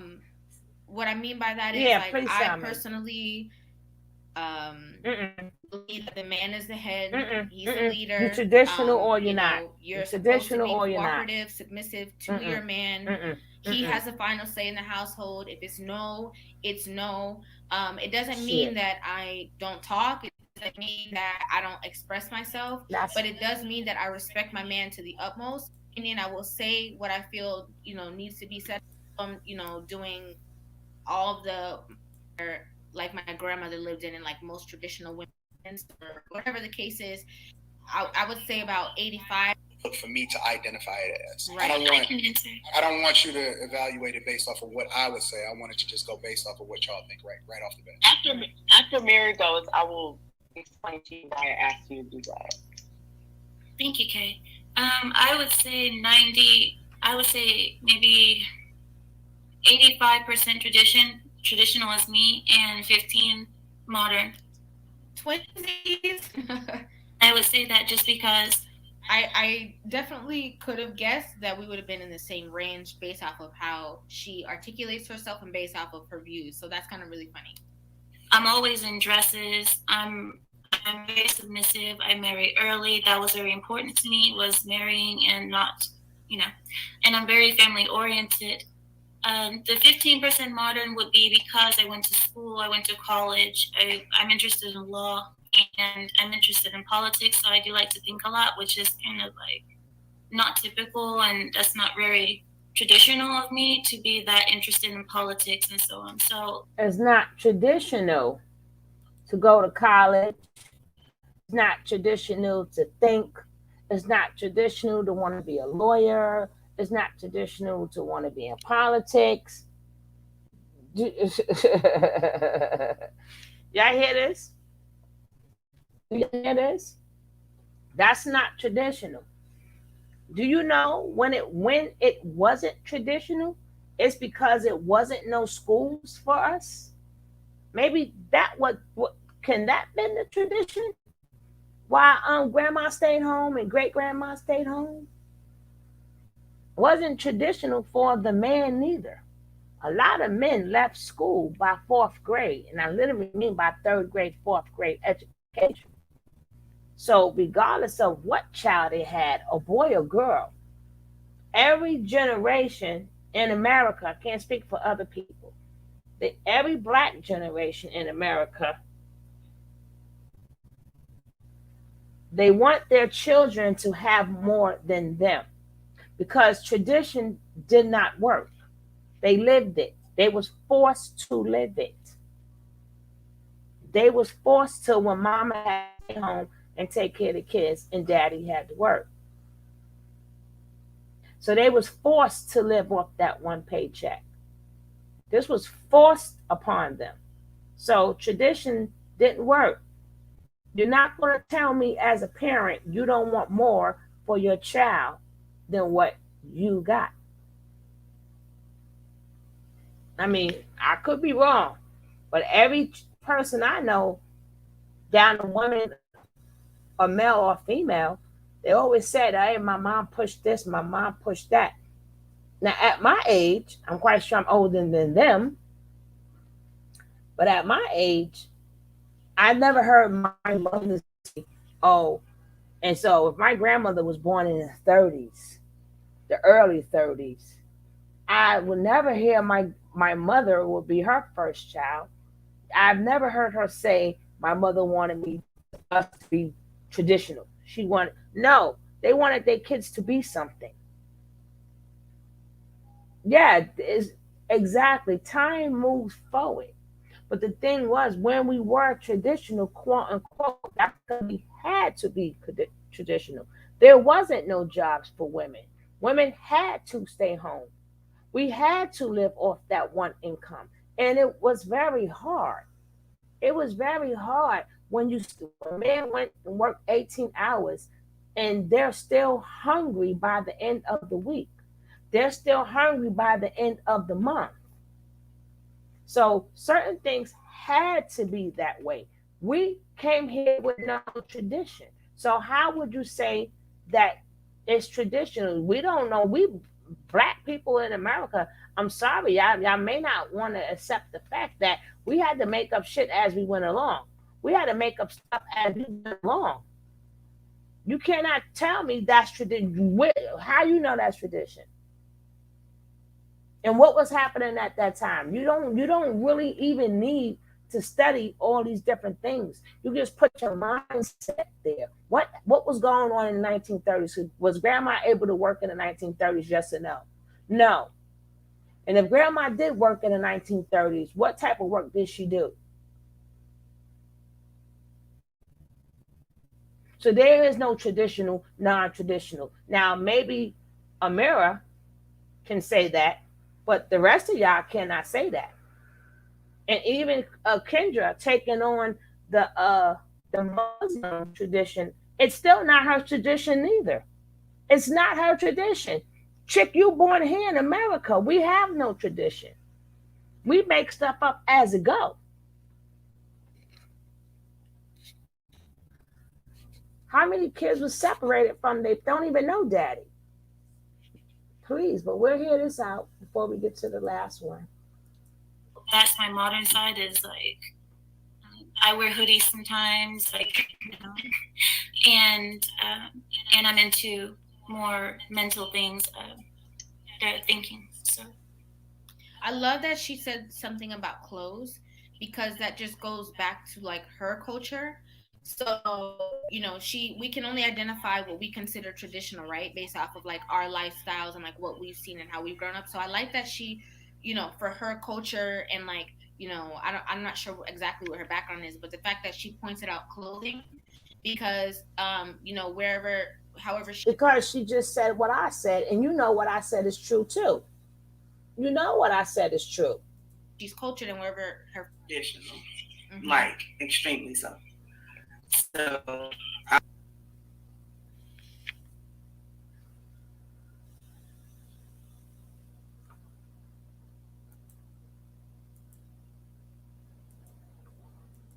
a modern woman at all, but I think also, I think there are some stereotypes that go along with saying that you're traditional, and I don't think I fit those stereotypes either. Because I think sometimes a stereotype when we say traditional woman is some type of woman that can't think. She doesn't have a brain. Now you notice Miss KK, right? So let me tell you how that gets down. Do you notice how Miss KK, she waited till Crimson Tide started to speak, right? Let me tell you, the people y'all be thinking people y'all friend, they not your friend. Why did she wait till Kendra started speaking? Now she want to take out her hair and pat her hair and look into the closet. In the camera. Because she knew Crimson Tide was going to say traditional. That's poor Kendra. See, you should have been my friend. But you wanted to be KK friend. KK just disrespected you. KK just was showing she took the spotlight off of you. Now everybody is now looking at KK. Look at Anton up there. Look at Anton Daniels. Look at where his eyes are at. His eyes is focused on KK. Look at Latif. Look what Latif's head is turned to. KK. So they just totally disrespected her. They really just like totally disrespected her. And I'd have felt, yes, I would have felt a certain type of way. You wait till I get to speak. Now all of a sudden you want to show your hair because my head is covered. But now you want to show your hair. You want to pat your hair on my time. Why didn't you do that on your time? I think these women are jealous because black women are at the very bottom of the talent pole. We're able to excel. The black women are the most educated group. Yeah, but that was messed up, Kendra. Kendra, you need to go check your friend.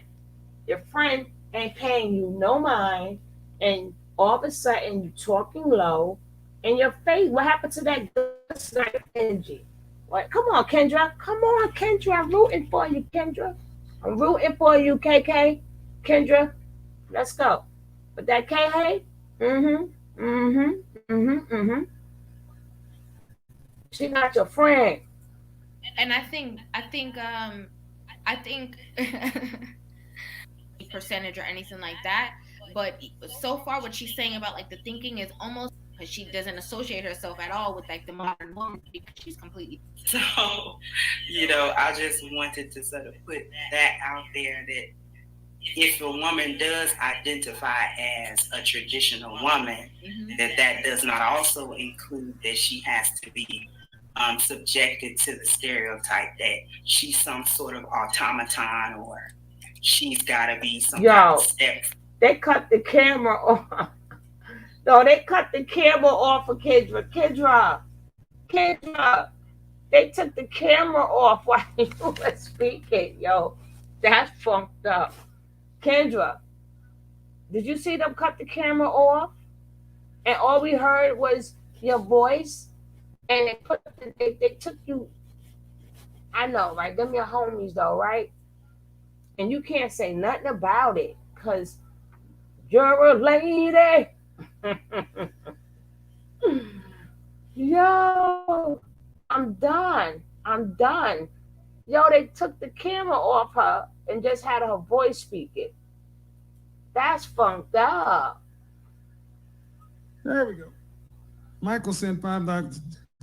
Taboo bringing the egos back down. See, it's not about bringing anybody's ego down. What it's about is having a real conversation.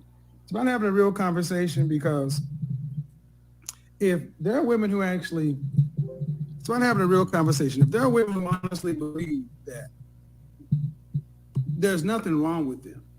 I mean, we've had people in the pro-black. Now, this is before he got all your money.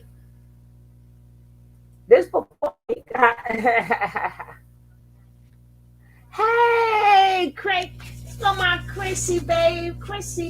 I got two Chrissy babies. Hey, my Chrissy baby. Women are people too. Tradition is just a mental prison for women sometimes. Real life and traditional don't mix well.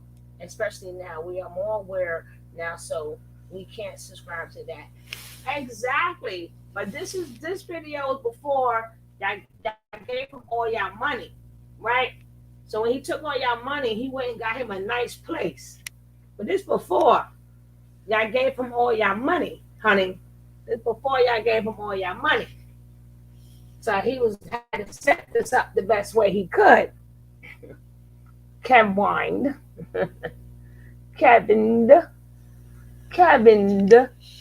just darling, Kevin. Oh my God. It's Kevin. I got you, darling. I got you, darling.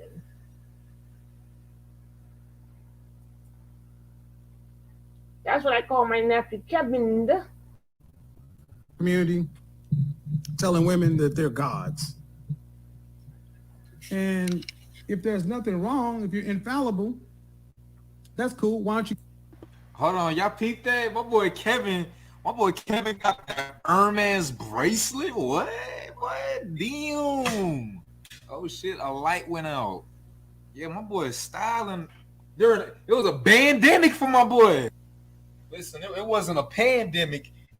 Kevin Samuels had a pandemic. Well, there's an issue, but the issue is not me. All right.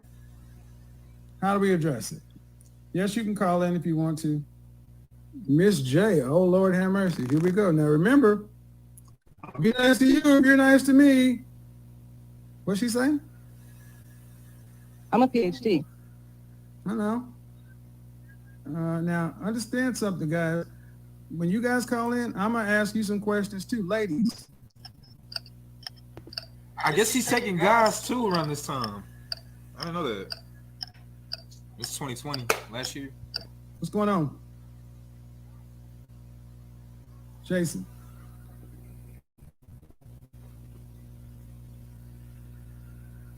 Yeah, how are you?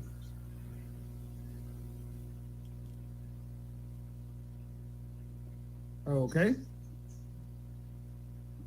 Wait. First of all, I have to disagree with you. I don't think we fake it, but there were instances where This is why Kevin don't like talking to men. after they get theirs, right? If you're a bachelor and you have the results of wearing condoms, you know you don't feel the full effect, right? So after they get theirs, they get a little dry afterwards. But that's fine because they got theirs already. We still trying to get ours. Bro, what?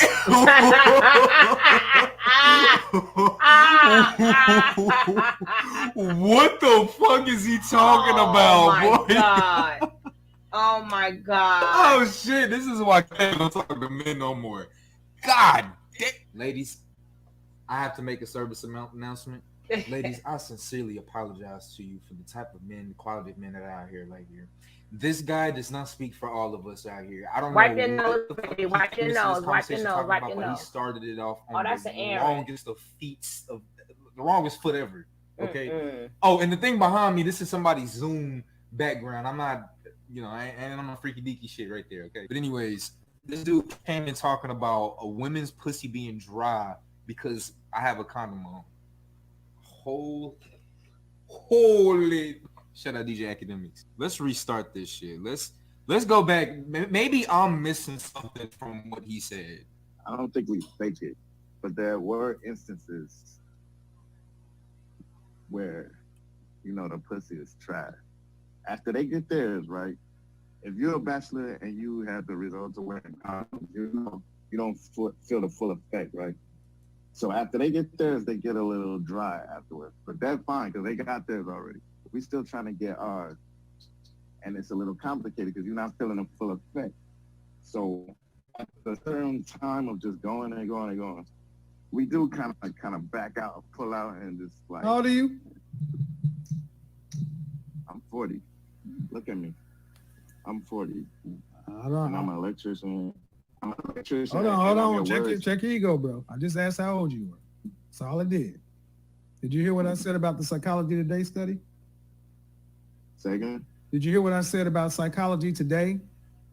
The article from Psychology Today that 1 in 4 men surveyed said they faked it. Did you hear what I said? I didn't hear you about the survey, but I did hear you say it about. All right. So guys faking it, and you open a window and look at it. Okay. All right. So I guess that was my fault. I didn't understand that Kevin was talking about people faking their orgasms and shit like that. So I guess he did come in on the semi-right foot. Yeah. So you may not agree, but it has been well documented. Google it. Okay. Okay. Hold on. I have to say from my experience. Well, that's fine, but disagreeing is saying from your experience you have not, but the data is there. How do you disagree with scholarly work? Because explain to me, how can you fake it and when it's that easy for her to just look in a condom and say, oh, there's no semen in there. Unless you really take hold on.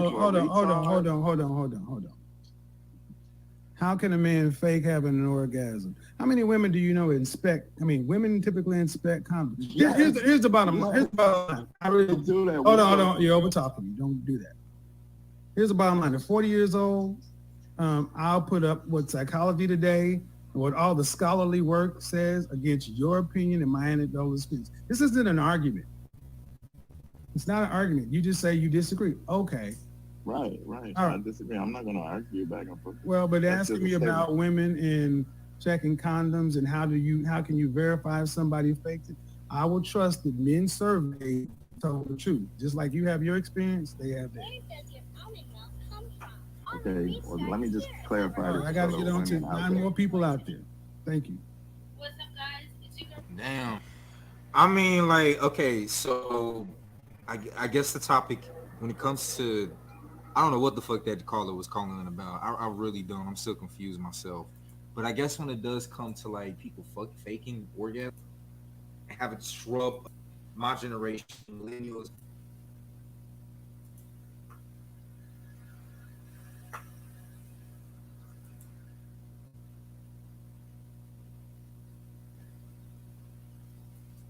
I'm too old for that.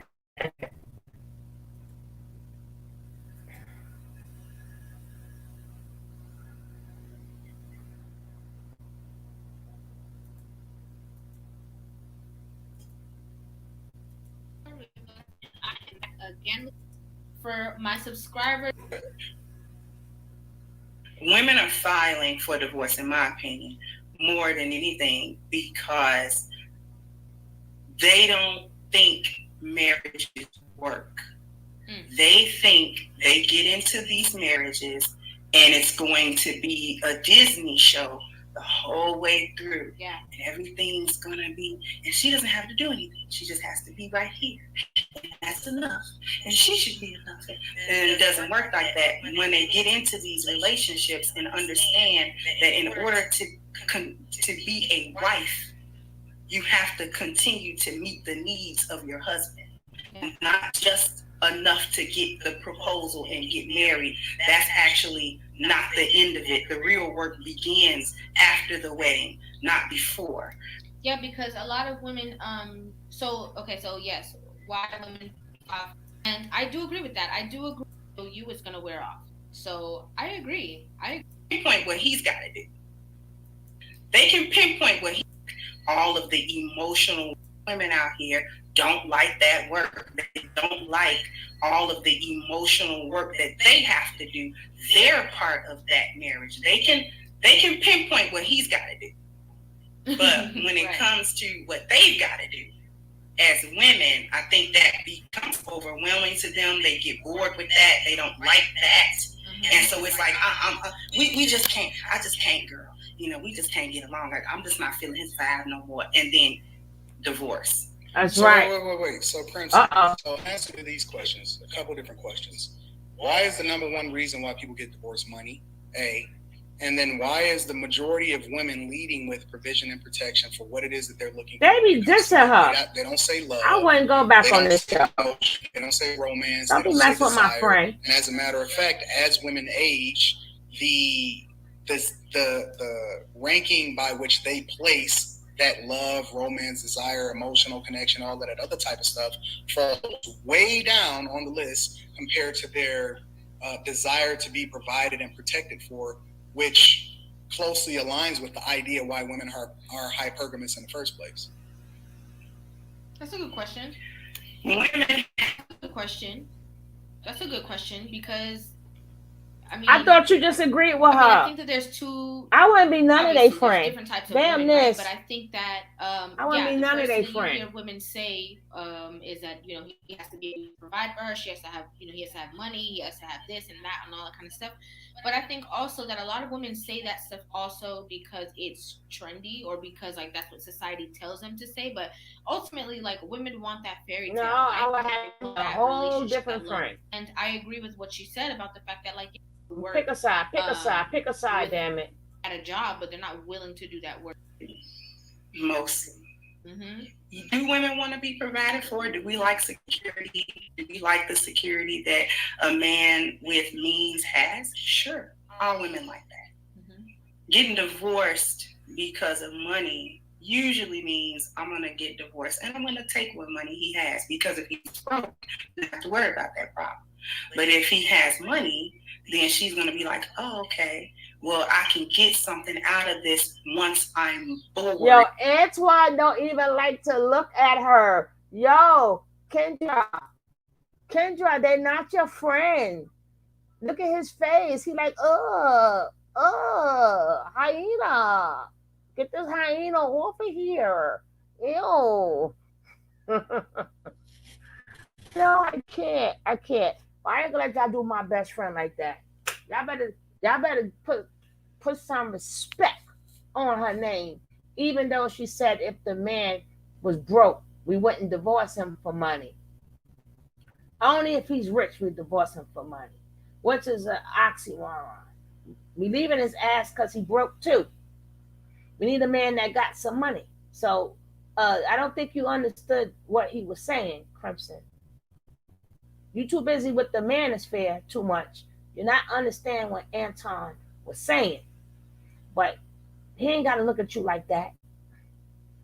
If he ain't got no money, what money is he gonna take home? Hello, I don't think she heard that question correctly. Correctly, okay, okay, okay.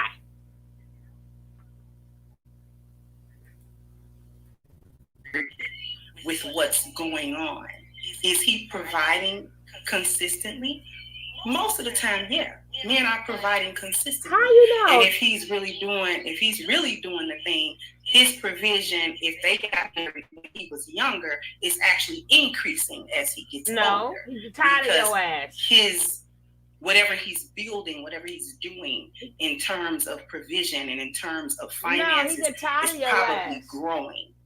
So they're probably getting better in that sense. No. But where they're degrading is the internal thing, not the money thing. That's almost a smokescreen. That's almost cap. Yeah. I'm just going to put it like that. That's almost cap for a lot of women. Well, it was the money. And it was nothing. If she's arguing about money and he got money, that means it's not being distributed the way she thinks it should be. No, that's not what he's saying. Thank you. I'm with Antoine. I have a question for you, I would have to go ahead.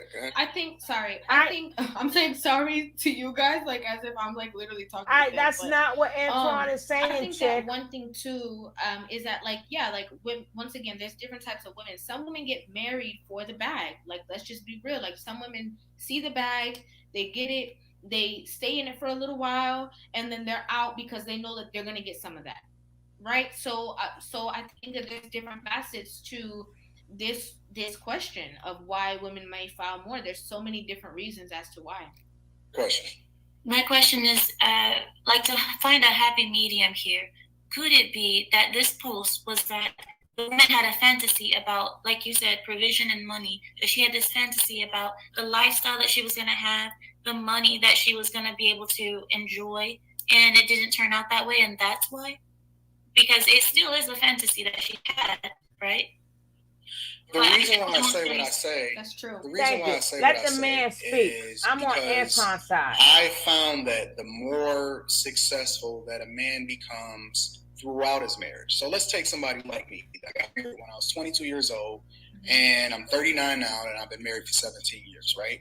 I found that the more successful that I become, the less amount of time that I have to give towards whatever on a daily basis, right? But we are more connected and in love than we've ever been before. I may spend less time with her, but the time that I spend is more meaningful, and the options that we have to do what it is that we want to do is significantly greater. So when we do spend time with each other on a daily that's why basis, they don't like her. Nobody likes her. And I bring my laptop with me. We incredibly connected. We holding arms, we holding hands, we loving and we kissing. I used to never even show public displays of affection. She's not even 40. Now They're I'm in a babies. space, we in a space to where I never used to hold hands or none of that. Now we in a space to where it's roses and puppy love and all of this stuff, and I would largely tie that to my ability to be able to free up and divest myself from the stress and the rigors of everyday life that normal people will have to endure. That's a good point. That's a very good point. Before I get into what is a good point, the fact that he said that about his life with his wife, I think that's also because obviously before Anton had anything, she was there. So she's been a part of that building process. So a lot of those decisions that you come home and you might, pillow talk with your wife, and she's seeing you, with a dream, with a vision, with a plan, and she's supporting you with it. And she's like, yeah, babe, go, go, go. And then you grow with that. It creates this bond that links you guys together because of so many different avenues. Now, also, I agree with what he's about to say about how people who are in a different tax bracket, right, they have a lot more issues because if life is hard already, like if they're already having like financial issues, if they're having like different kind of issues, trying to keep the lights on, trying to keep food on the table, trying to, take care of the kids. He want to look at K-ass. Everything, all their necessities that they can possibly have. Plus, they have like cheating issues and stuff like that. Yeah, the problems are going to multiply. Like the problems are going to be exponentially greater because there's stress all around. There's stress in the relationship. They're gonna argue, they nag, they're frustrated because they're working so hard and they're trying to create this situation with each other, but they're not able to do that because of the fact that they don't have the funds to be able to do that. They can't hang out. They can't go to dinner. They can't go on vacation. They can't. So it just creates this stress that, yeah, inevitably it pressure bursts the pipe. So I see where he's going with that, and I do agree with it. And that they got to worry about them paycheck to paycheck and all of this other type of stuff. So it doesn't align or compute with me, even though I'm more busy than I've ever been. But at the same time, we're less stressed and she's more free flowing in her ability to be able to move throughout the day. And this is a similar situation. And we have, I have married parties over here all the time. I've said, I put it on my Instagram. It's the same thing with other couples that I know. We all are kind of living and flowing without any kind of problems. And although men work extremely hard, the women are incredibly happy because the time that we have and the ability to divest ourselves from the stresses that regular people that live paycheck to paycheck endure through every day, it's not the same. Right. Okay. Anybody else want to chime in or had a question?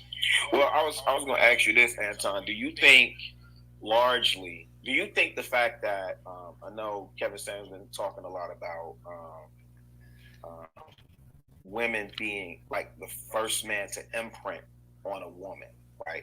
Do you think that plays a part? I know Crimson brought up the fact that the man or the couple that gets married young, right? And so do you think the fact that as you guys have grown older together, the fact that you were your wife's, really first and only imprint, do you think that plays a part in why y'all get along so good? And also the second part to that is, do you think that a woman who has already been yes, okay.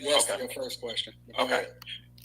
So guys, obviously, if you're new to this channel, I just have to say it. My, A1s, day ones, my subscribers already know I don't watch any video beforehand. I literally watch it.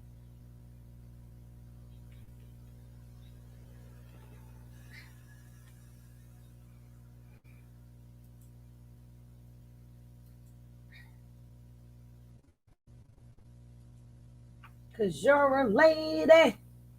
She said, damn that chick. Go, they be disrespecting her. Don't be letting them do you like that. Don't let them do you like that.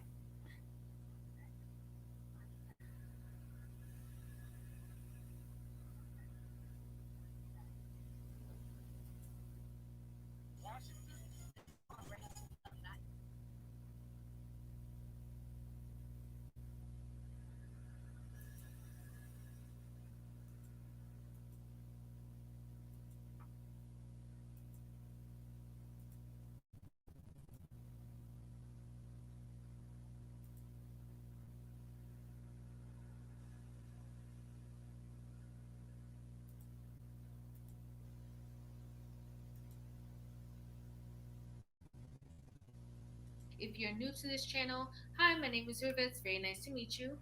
Before we get into this video, are there not enough men worth marrying? Give this video a thumbs up. Declining rates of marriage. Taking an economic approach, authors argue that there's a fundamental mismatch, and I think this is a big part, between no, you good. what available men in United States have to offer and what available women in United States are willing to accept. I want to stop right here. Mm-hmm. There's a mismatch between what available men in the United States have to offer compared to what women are willing to accept. What are your ladies' thoughts about that? I agree. Okay. Financially? In general. Because think about this, going back to the last article, right? Where men drop out more than women do. Or just in a general sense, what are those men offering to these women now? What do they have to offer? Well, I guess I can only speak to my experience. The men that I know, most of the men that I know that did not finish college probably make more money than me. So generally speaking, let's not just go school or at money. Do you feel like men today offer less than what women are trying to accept? I think I think the emphasis should really be on the latter of the conversation of what available women in the United States are willing to accept. I feel like their expectations are way higher than what the available men are able to offer. So I feel like it's the latter.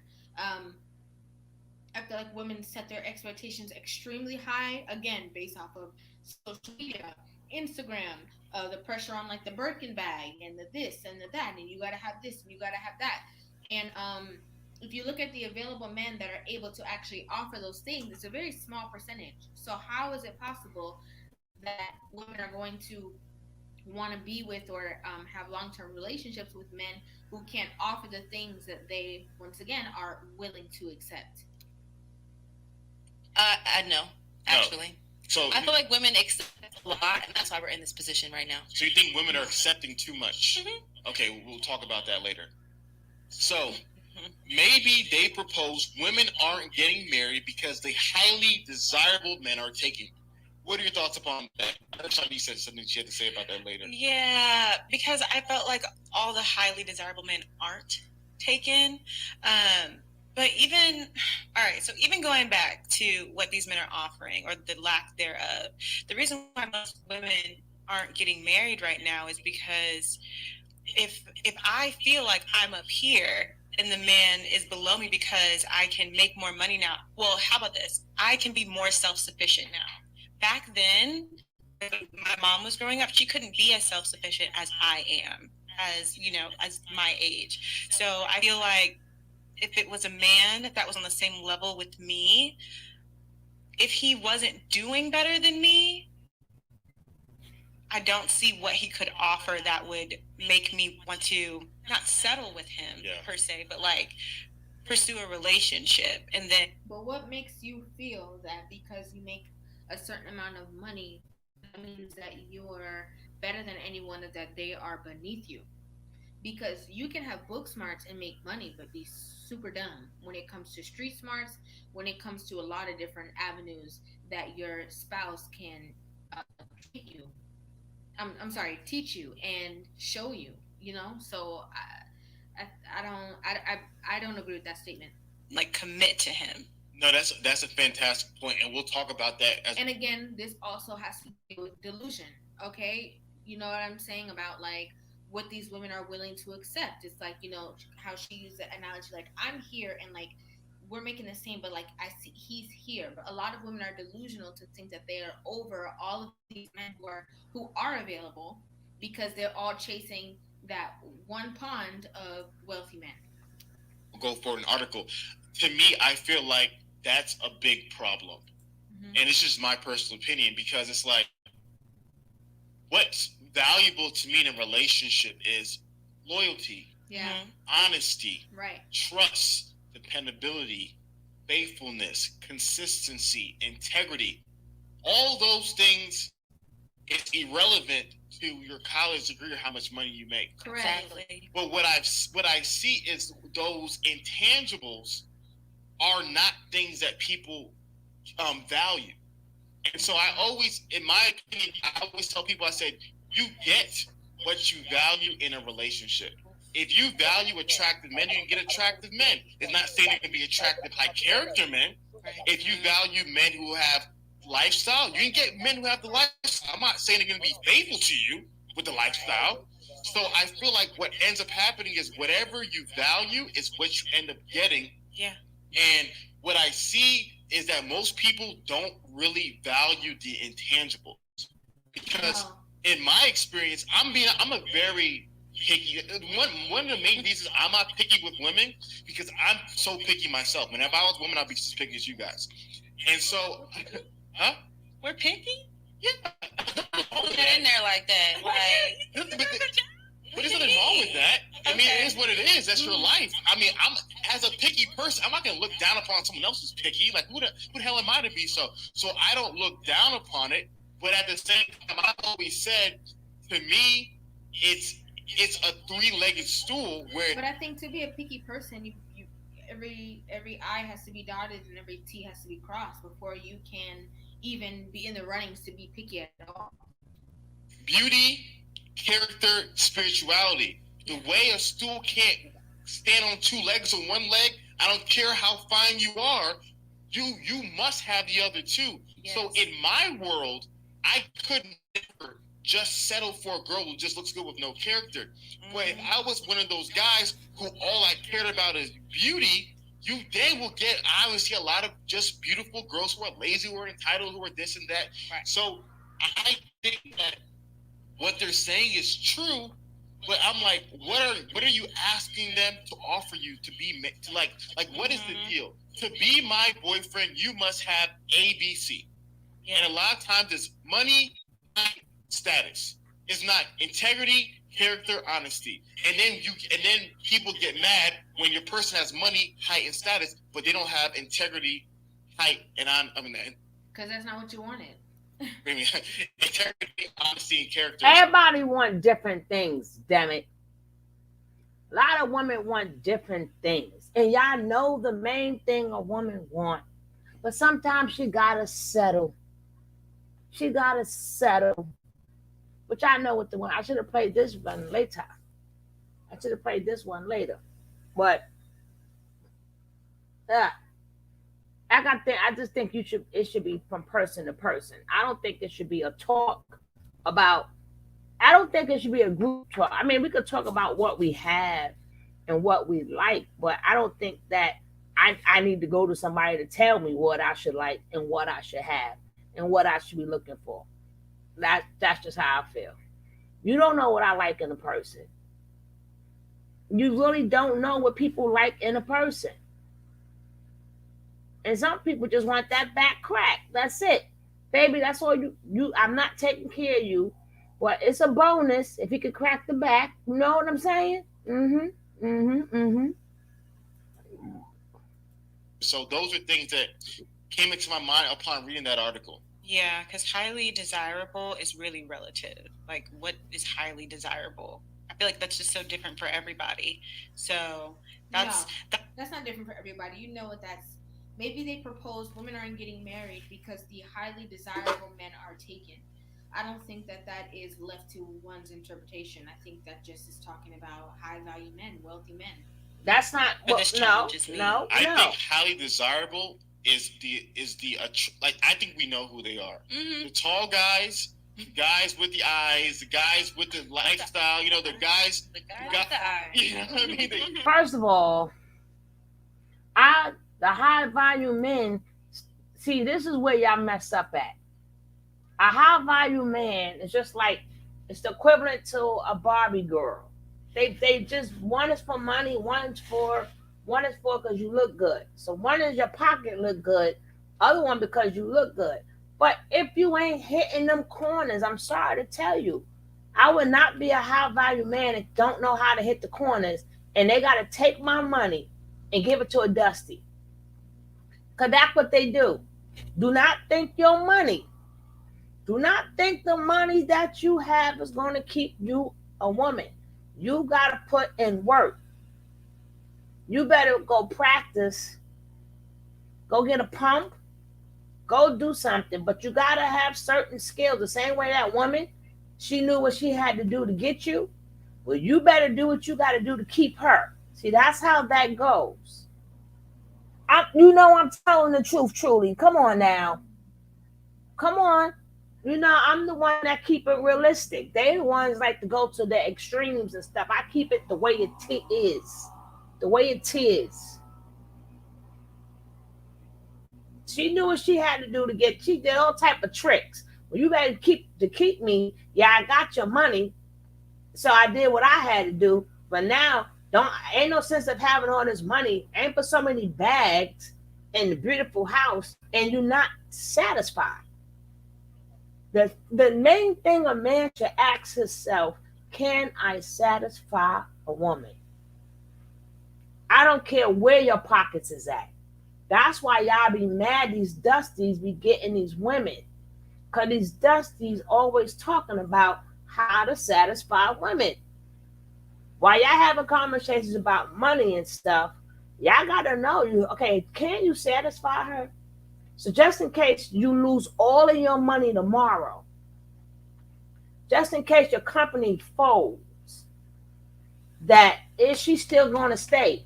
And if you are satisfying her and taking care of your business, she will stay. Because she know you're going to get back up. But she don't know if the next man going to satisfy her. Now, if you are satisfying her, you got to keep on satisfying her. Because she got enough money to have people, men lined up. Okay, rule check, ruler check, ruler check. Okay, just in case he mess up, let me see what size you is. Okay, your size is nice. If he mess up, I might call you. No, you ain't got nothing going home if he mess up. Cause they got to get somebody that's the same or bigger than the last they had. To make sure you can never think that you're the best I ever had. I'm gonna definitely pick something better than you. Just either equal to you or better than you. So you may think that you may go out there and find the next better woman. I found the next better man. What? With your money. With your money.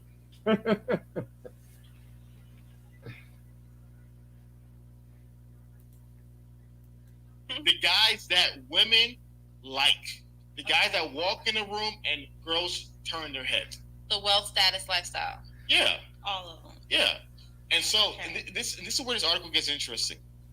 So, focusing their analysis on single heterosexual women, the researchers used data from the ACS American Community Survey to predict the likely characteristics of these women's husbands if they had husbands, and then compare those characteristics to what actually available in the single women's dating pool.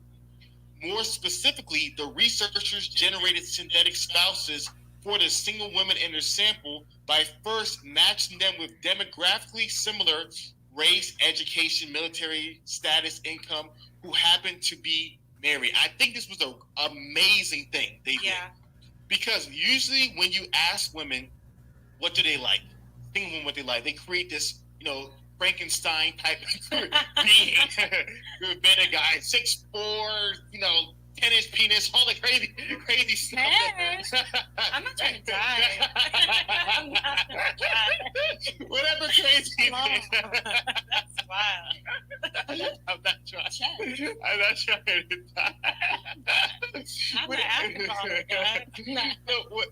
Whatever crazy thing they come up with. So what they did in the study was they said, let's see women like you who are married, and let's see what their husbands are like. Right.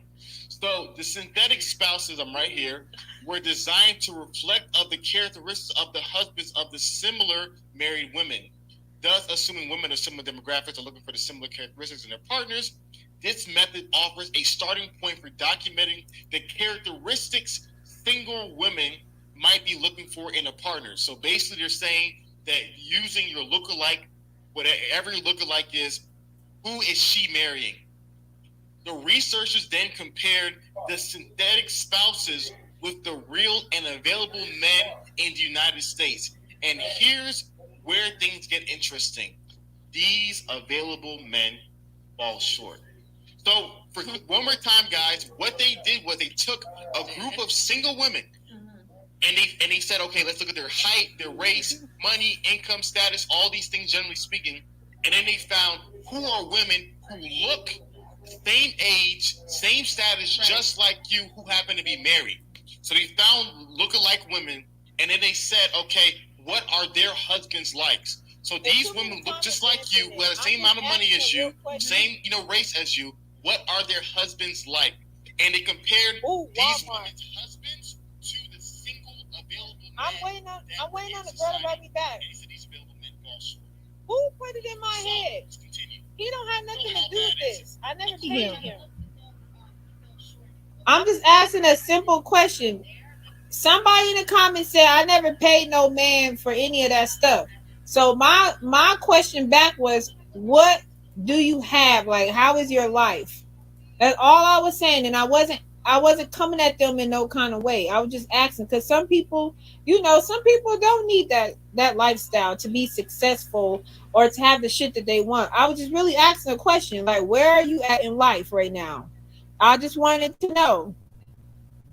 I wasn't being shady or anything like that. I was just really asking a real question, like, where are you at in life? I was being real honest. And I wanted that person to write me back and say where they at in life. Meaning, this boss Barbie. It matters because I'm replying back to the question, dumbass. Are you fucking special, bitch?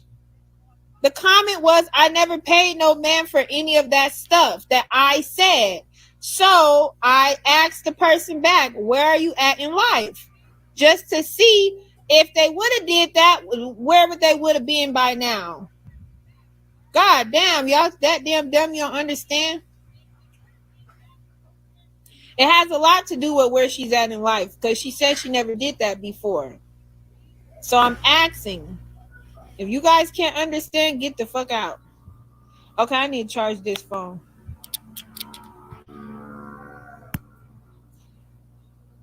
Okay, it's charging.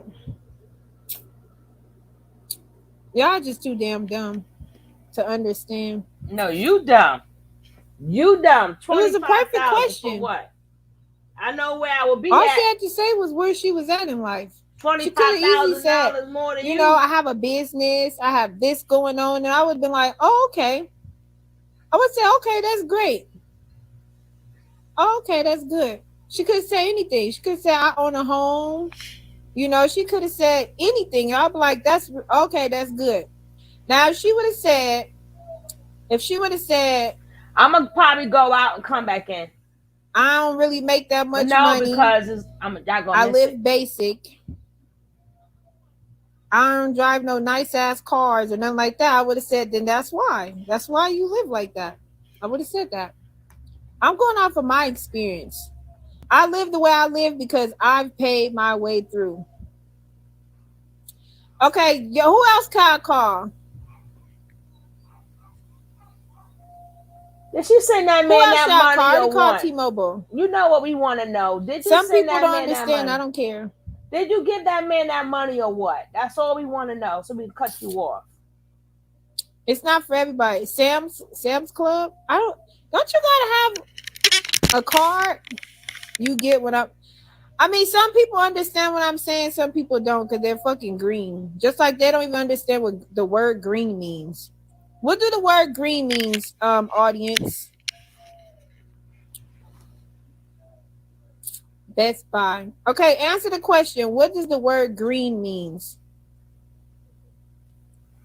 Let's see. Let's see if y'all know what the word green means. None of you guys are correct. That's why I'm saying I'm talking to a gang of people that are green. Exactly, truly. Did she give him the money? Okay, so or what? Who else? Hey, thank you for the gifts. Who? Okay, you said T-Mobile. Who else? I think the iPhone is just really sold out. Verizon? Yeah, you guys don't even know what the fucking word green means. That's why y'all won't understand what the fuck I'm talking about. Don't even know what the fuck green means. You guys, all of you guys are green. Verizon? All right, I'm about to call them.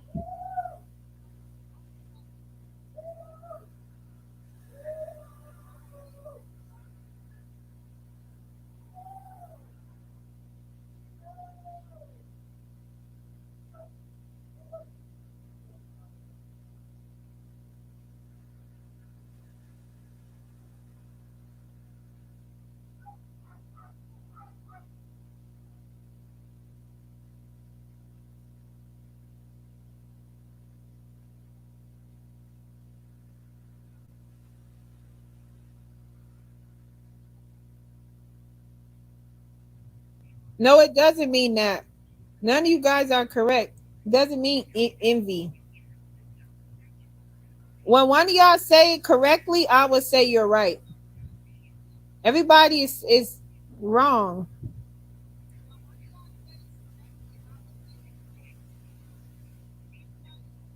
God.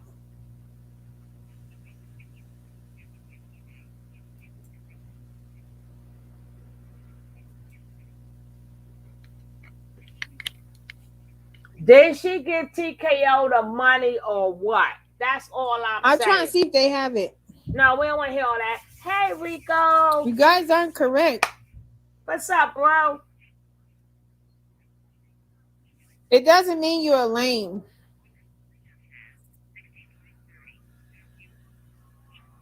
Oh, you said Walmart experience?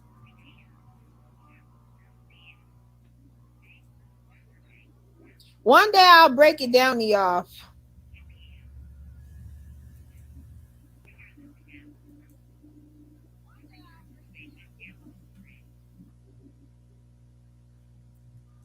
One day I'll break it down to y'all. It's not nothing bad. It ain't nothing bad. But you guys are definitely green.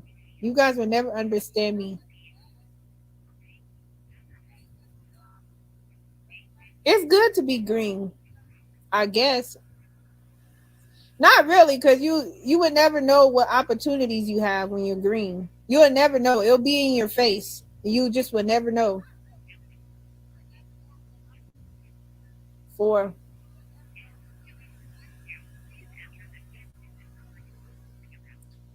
Shit. I don't have a thing with them. Said not up on game. We could say a little of that. Not up on game. But TCAP, he do say green a lot. But that's why you guys don't understand him either. He says it a lot too. It don't have nothing to do with paying or nothing like that.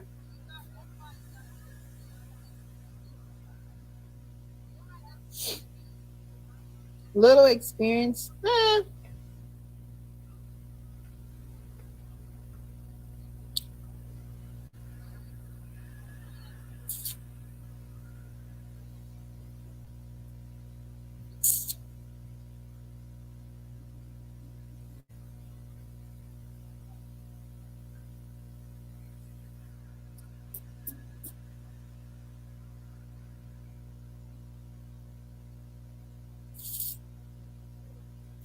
Oh, I think my shit about to die.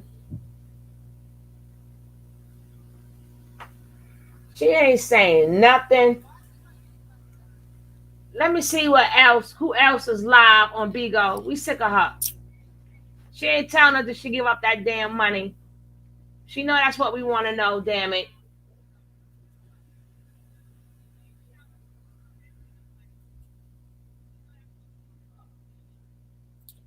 One day I'll explain it.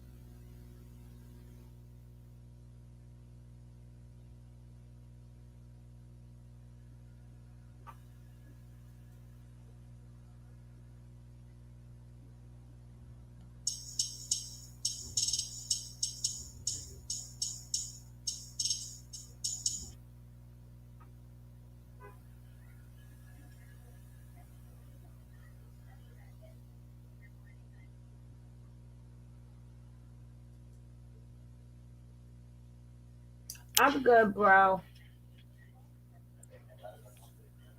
I don't even know. Well, we might have to go to Cherry the Boom now. Shoot. She boring. Let me see what Cherry doing.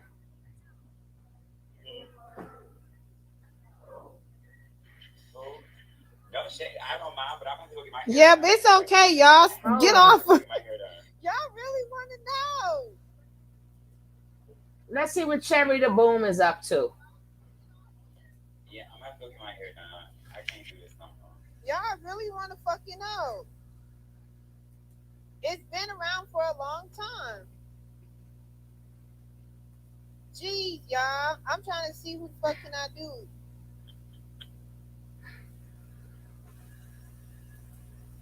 Who else can I call?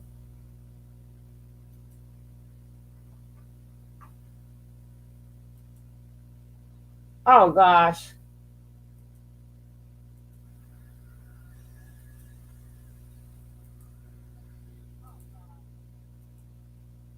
Best Buy?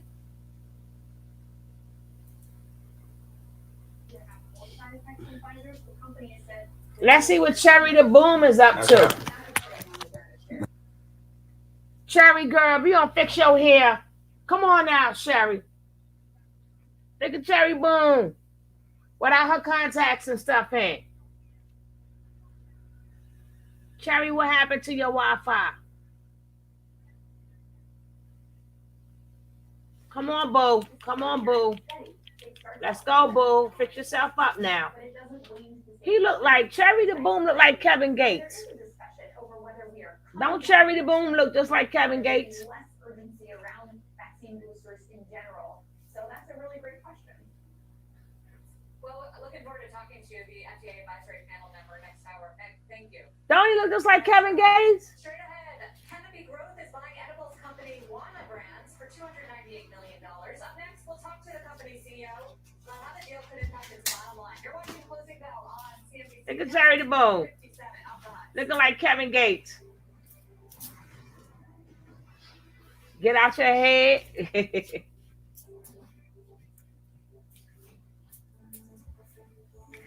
But Cherry got some hair though. Good natural hair there though.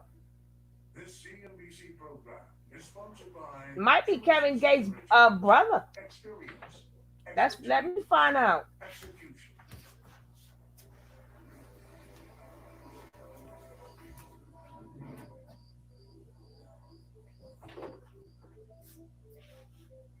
Osprey Funds, your trusted guide to select crypto in a decentralized world. What's the best B2B payment solution? TreviPay, the fintech innovation leader, helping payments flow and business grow, powering over $6 billion in transactions. Streamline your complex B2B payments. Visit TreviPay.com. They call them moonshots. Ideas so grand they seem impossible. 50 years ago, we took our own moonshot and discovered that greatness is among us. It's in what we do, how we get there. It's in purpose, technology, and people. Run it out. That's moonshot.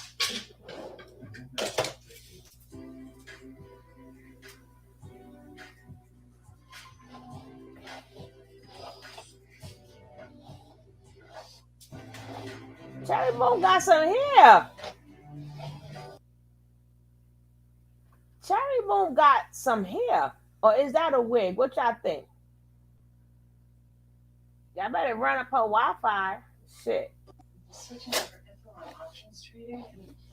Let me see something.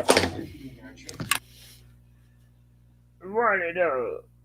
Run it up.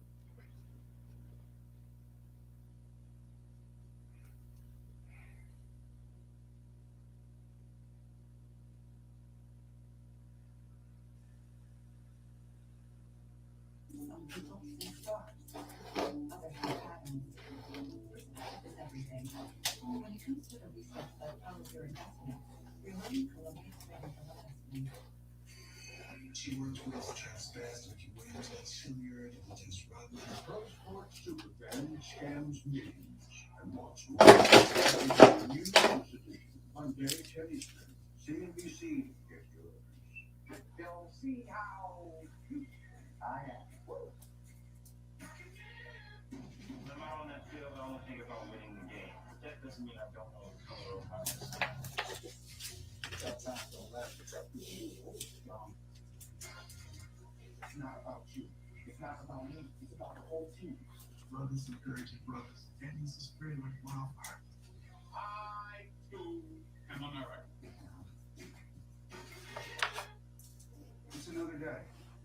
anything can happen.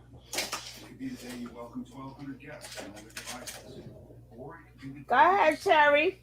only I ain't mad at you. secure network solutions. Be the power and advanced security integrated on our active core platform. So you can control your network from anywhere, anytime. It's network management redefined.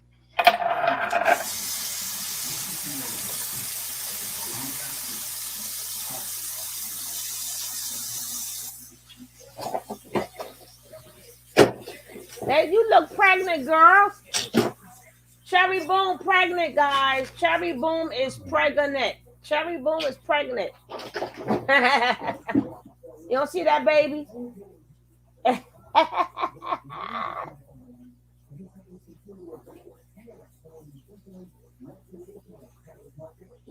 Cherry the Boom is a pregnant.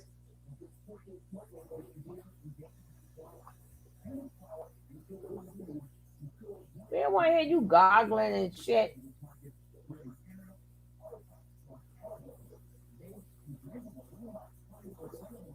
They gonna be like, yo, I came on this thing for Kevin Samuels. Now I got Cherry the Boom. What's going on here?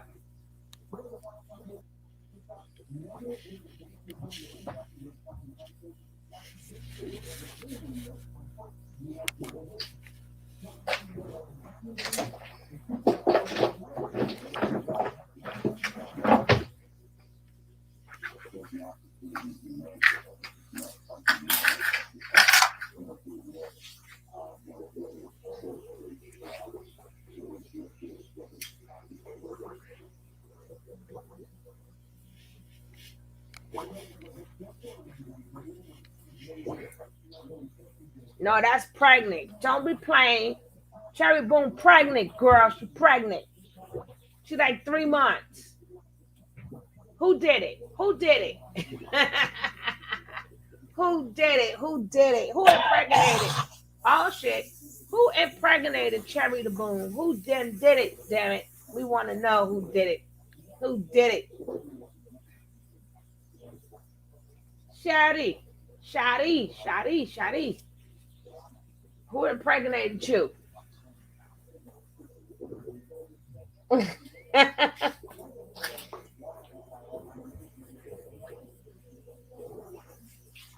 They get paid just to do this. Isn't this beautiful?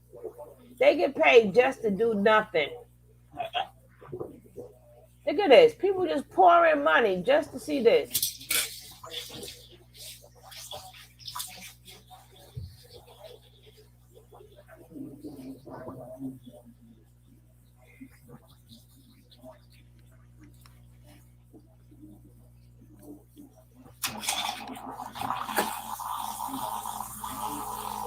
Look at that. Cherry goggles. Who impregnated Cherry? Who impregnated Cherry? It's the #1 player across North America. It's a very complementary add to our portfolio of THC companies, including our multi-state operators in Anchorage and Terracing. It's a fabulous company with great Y'all run it up. Y'all might want to be really nice today because I have something I want to say. Yeah, tell us. And I think I'm gonna make what I'm about to say permanent. She getting so dressed. I need you guys to run it up, double tap the screen, share the live. That's right. All that Tell good us, stuff. Sherry. Tell us, Sherry. Because it may be very, very beneficial for a lot of you. Ooh, okay. Run it up.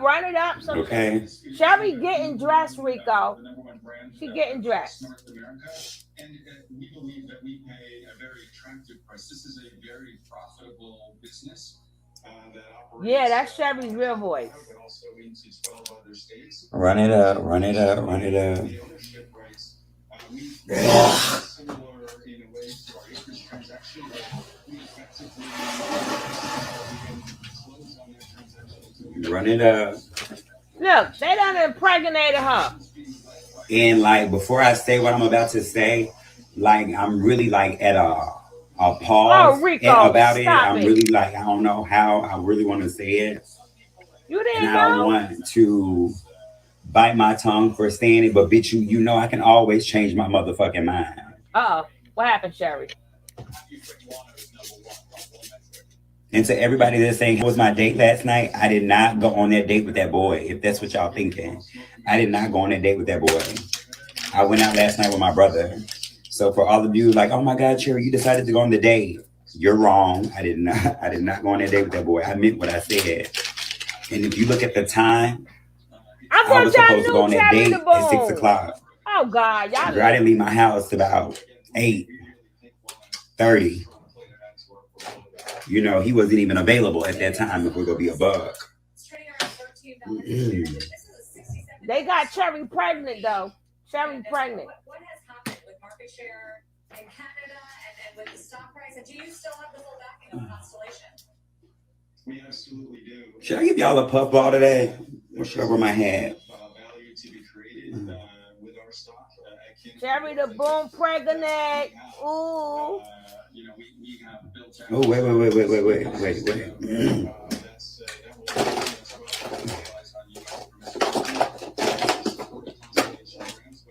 it's in work around routes to market and meeting distribution. You guys, what's a really good face there on? They said I'm giving soft stud.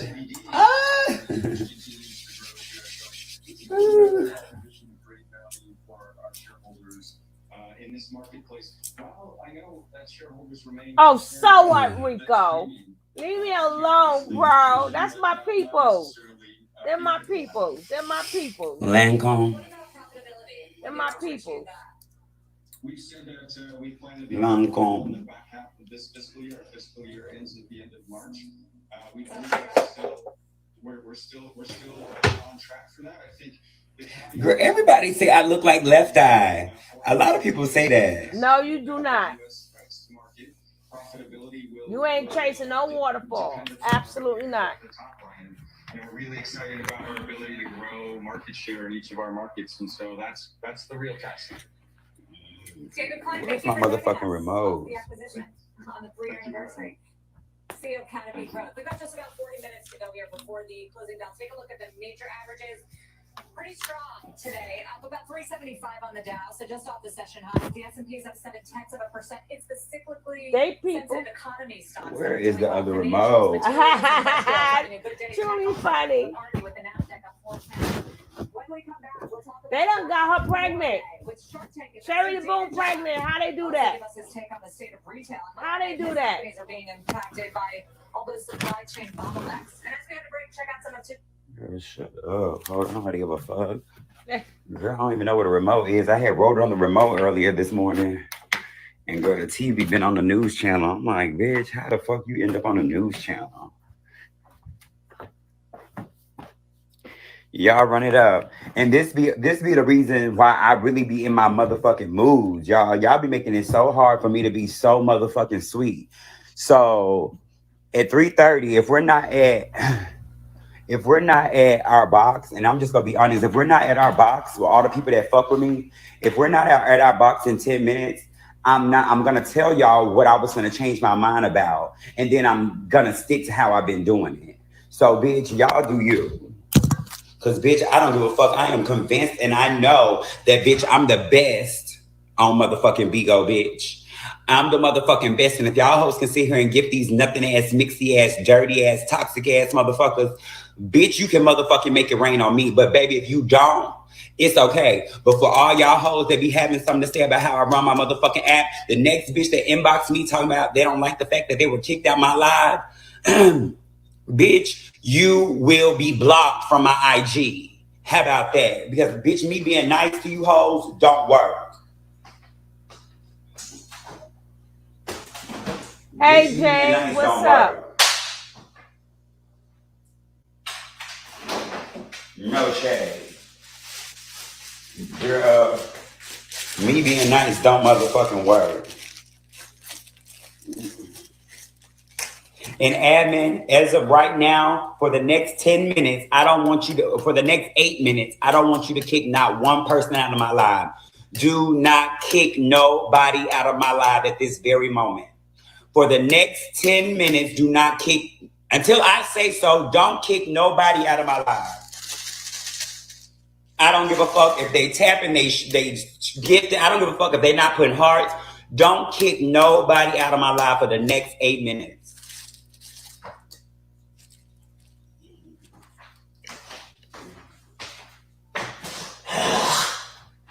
Ew, you disgusting, Cherry. I'm gonna have to go out and come back in. Because I can't leave this live like this.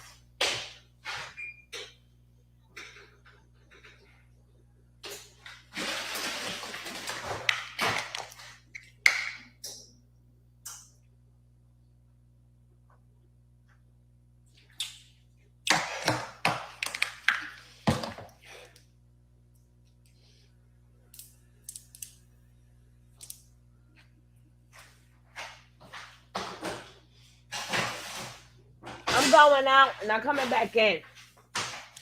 I'll be back, guys. Go right on ahead. I'm trying I to ain't wait saying nothing until into 8 minutes, and then I'm gonna go out and come back in.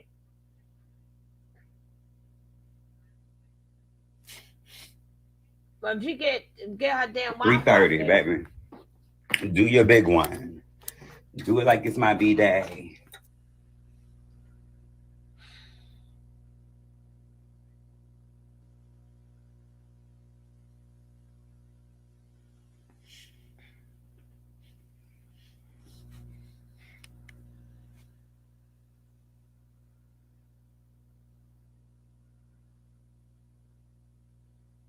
I got a treat for y'all hoes. I got a motherfucking treat, bitch. Ugh.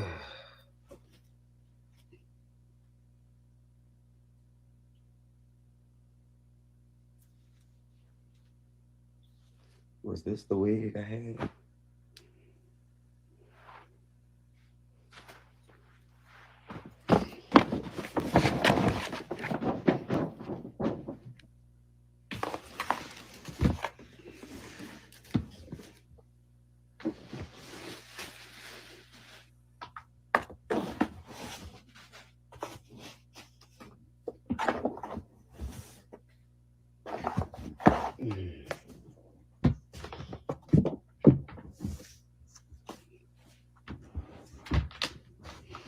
I was in love with I Lopez when she burnt that mansion down.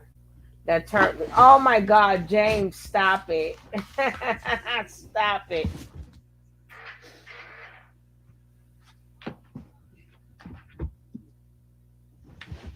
Look at her. She pregnant. She pregnant. Sherry the Boom is pregnant, guys.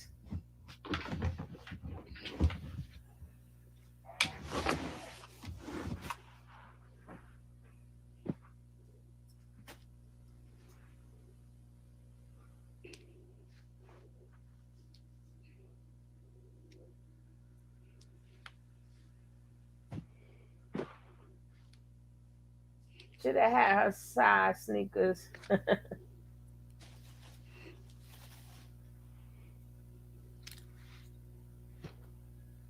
Mm-hmm.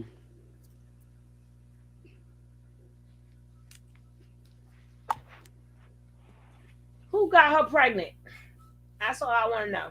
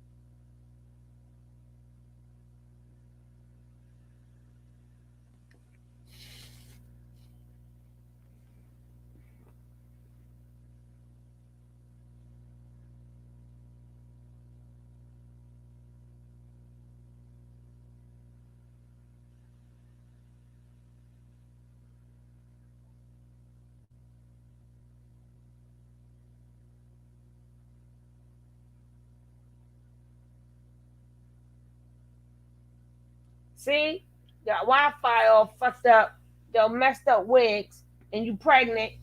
How we don't know how, but you're pregnant. Let me see who else is live. Let me see who else is live. Let me see who else is live.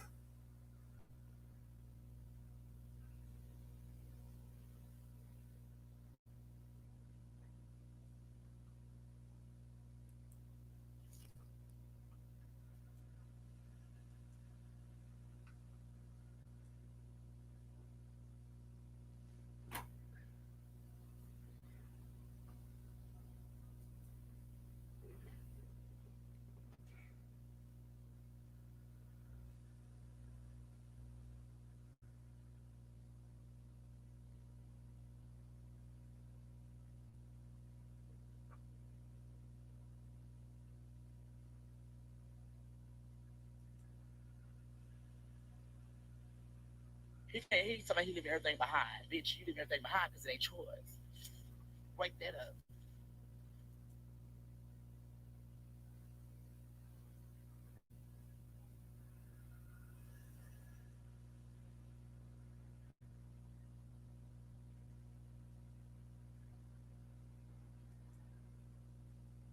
No, bitch, no, no.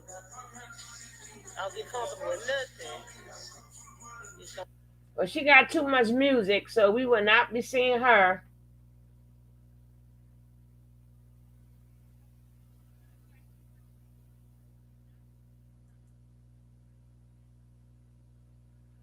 I can say whatever I want to say about Tay because Tay talks about everybody else, does he not? I don't give a fuck that y'all suck at bitch, you're not mine. And the truth does hurt. I don't give a fuck. Give her a call. Hurt everybody else's feelings. What do y'all do? Y'all drag them by their pussies and cookies. I don't give a fuck. Fuck him and his platform, bitch. So when it was my platform, what was it? Fuck my platform. He does not give a fuck about nobody else, nobody else's platform. He barely gives a fuck about his support. Y'all just give him money, so he has to be nice to y'all. So really, y'all are my ass. I don't give a fuck.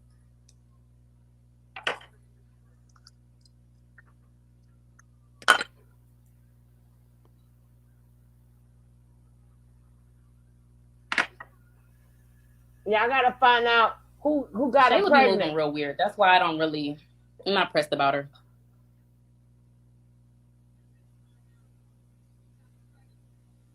Where's Queen Ops? I don't know. Who 40-year I woman? don't know. I don't know.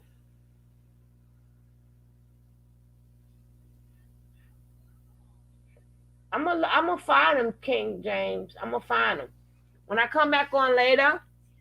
When I come back on, cause ain't nothing going on. It probably be popping tonight. So I'm done with this. So I'm gonna see you guys later. Ain't nothing popping. So I see you guys in a couple of hours. Okay. Peace out. I'm out.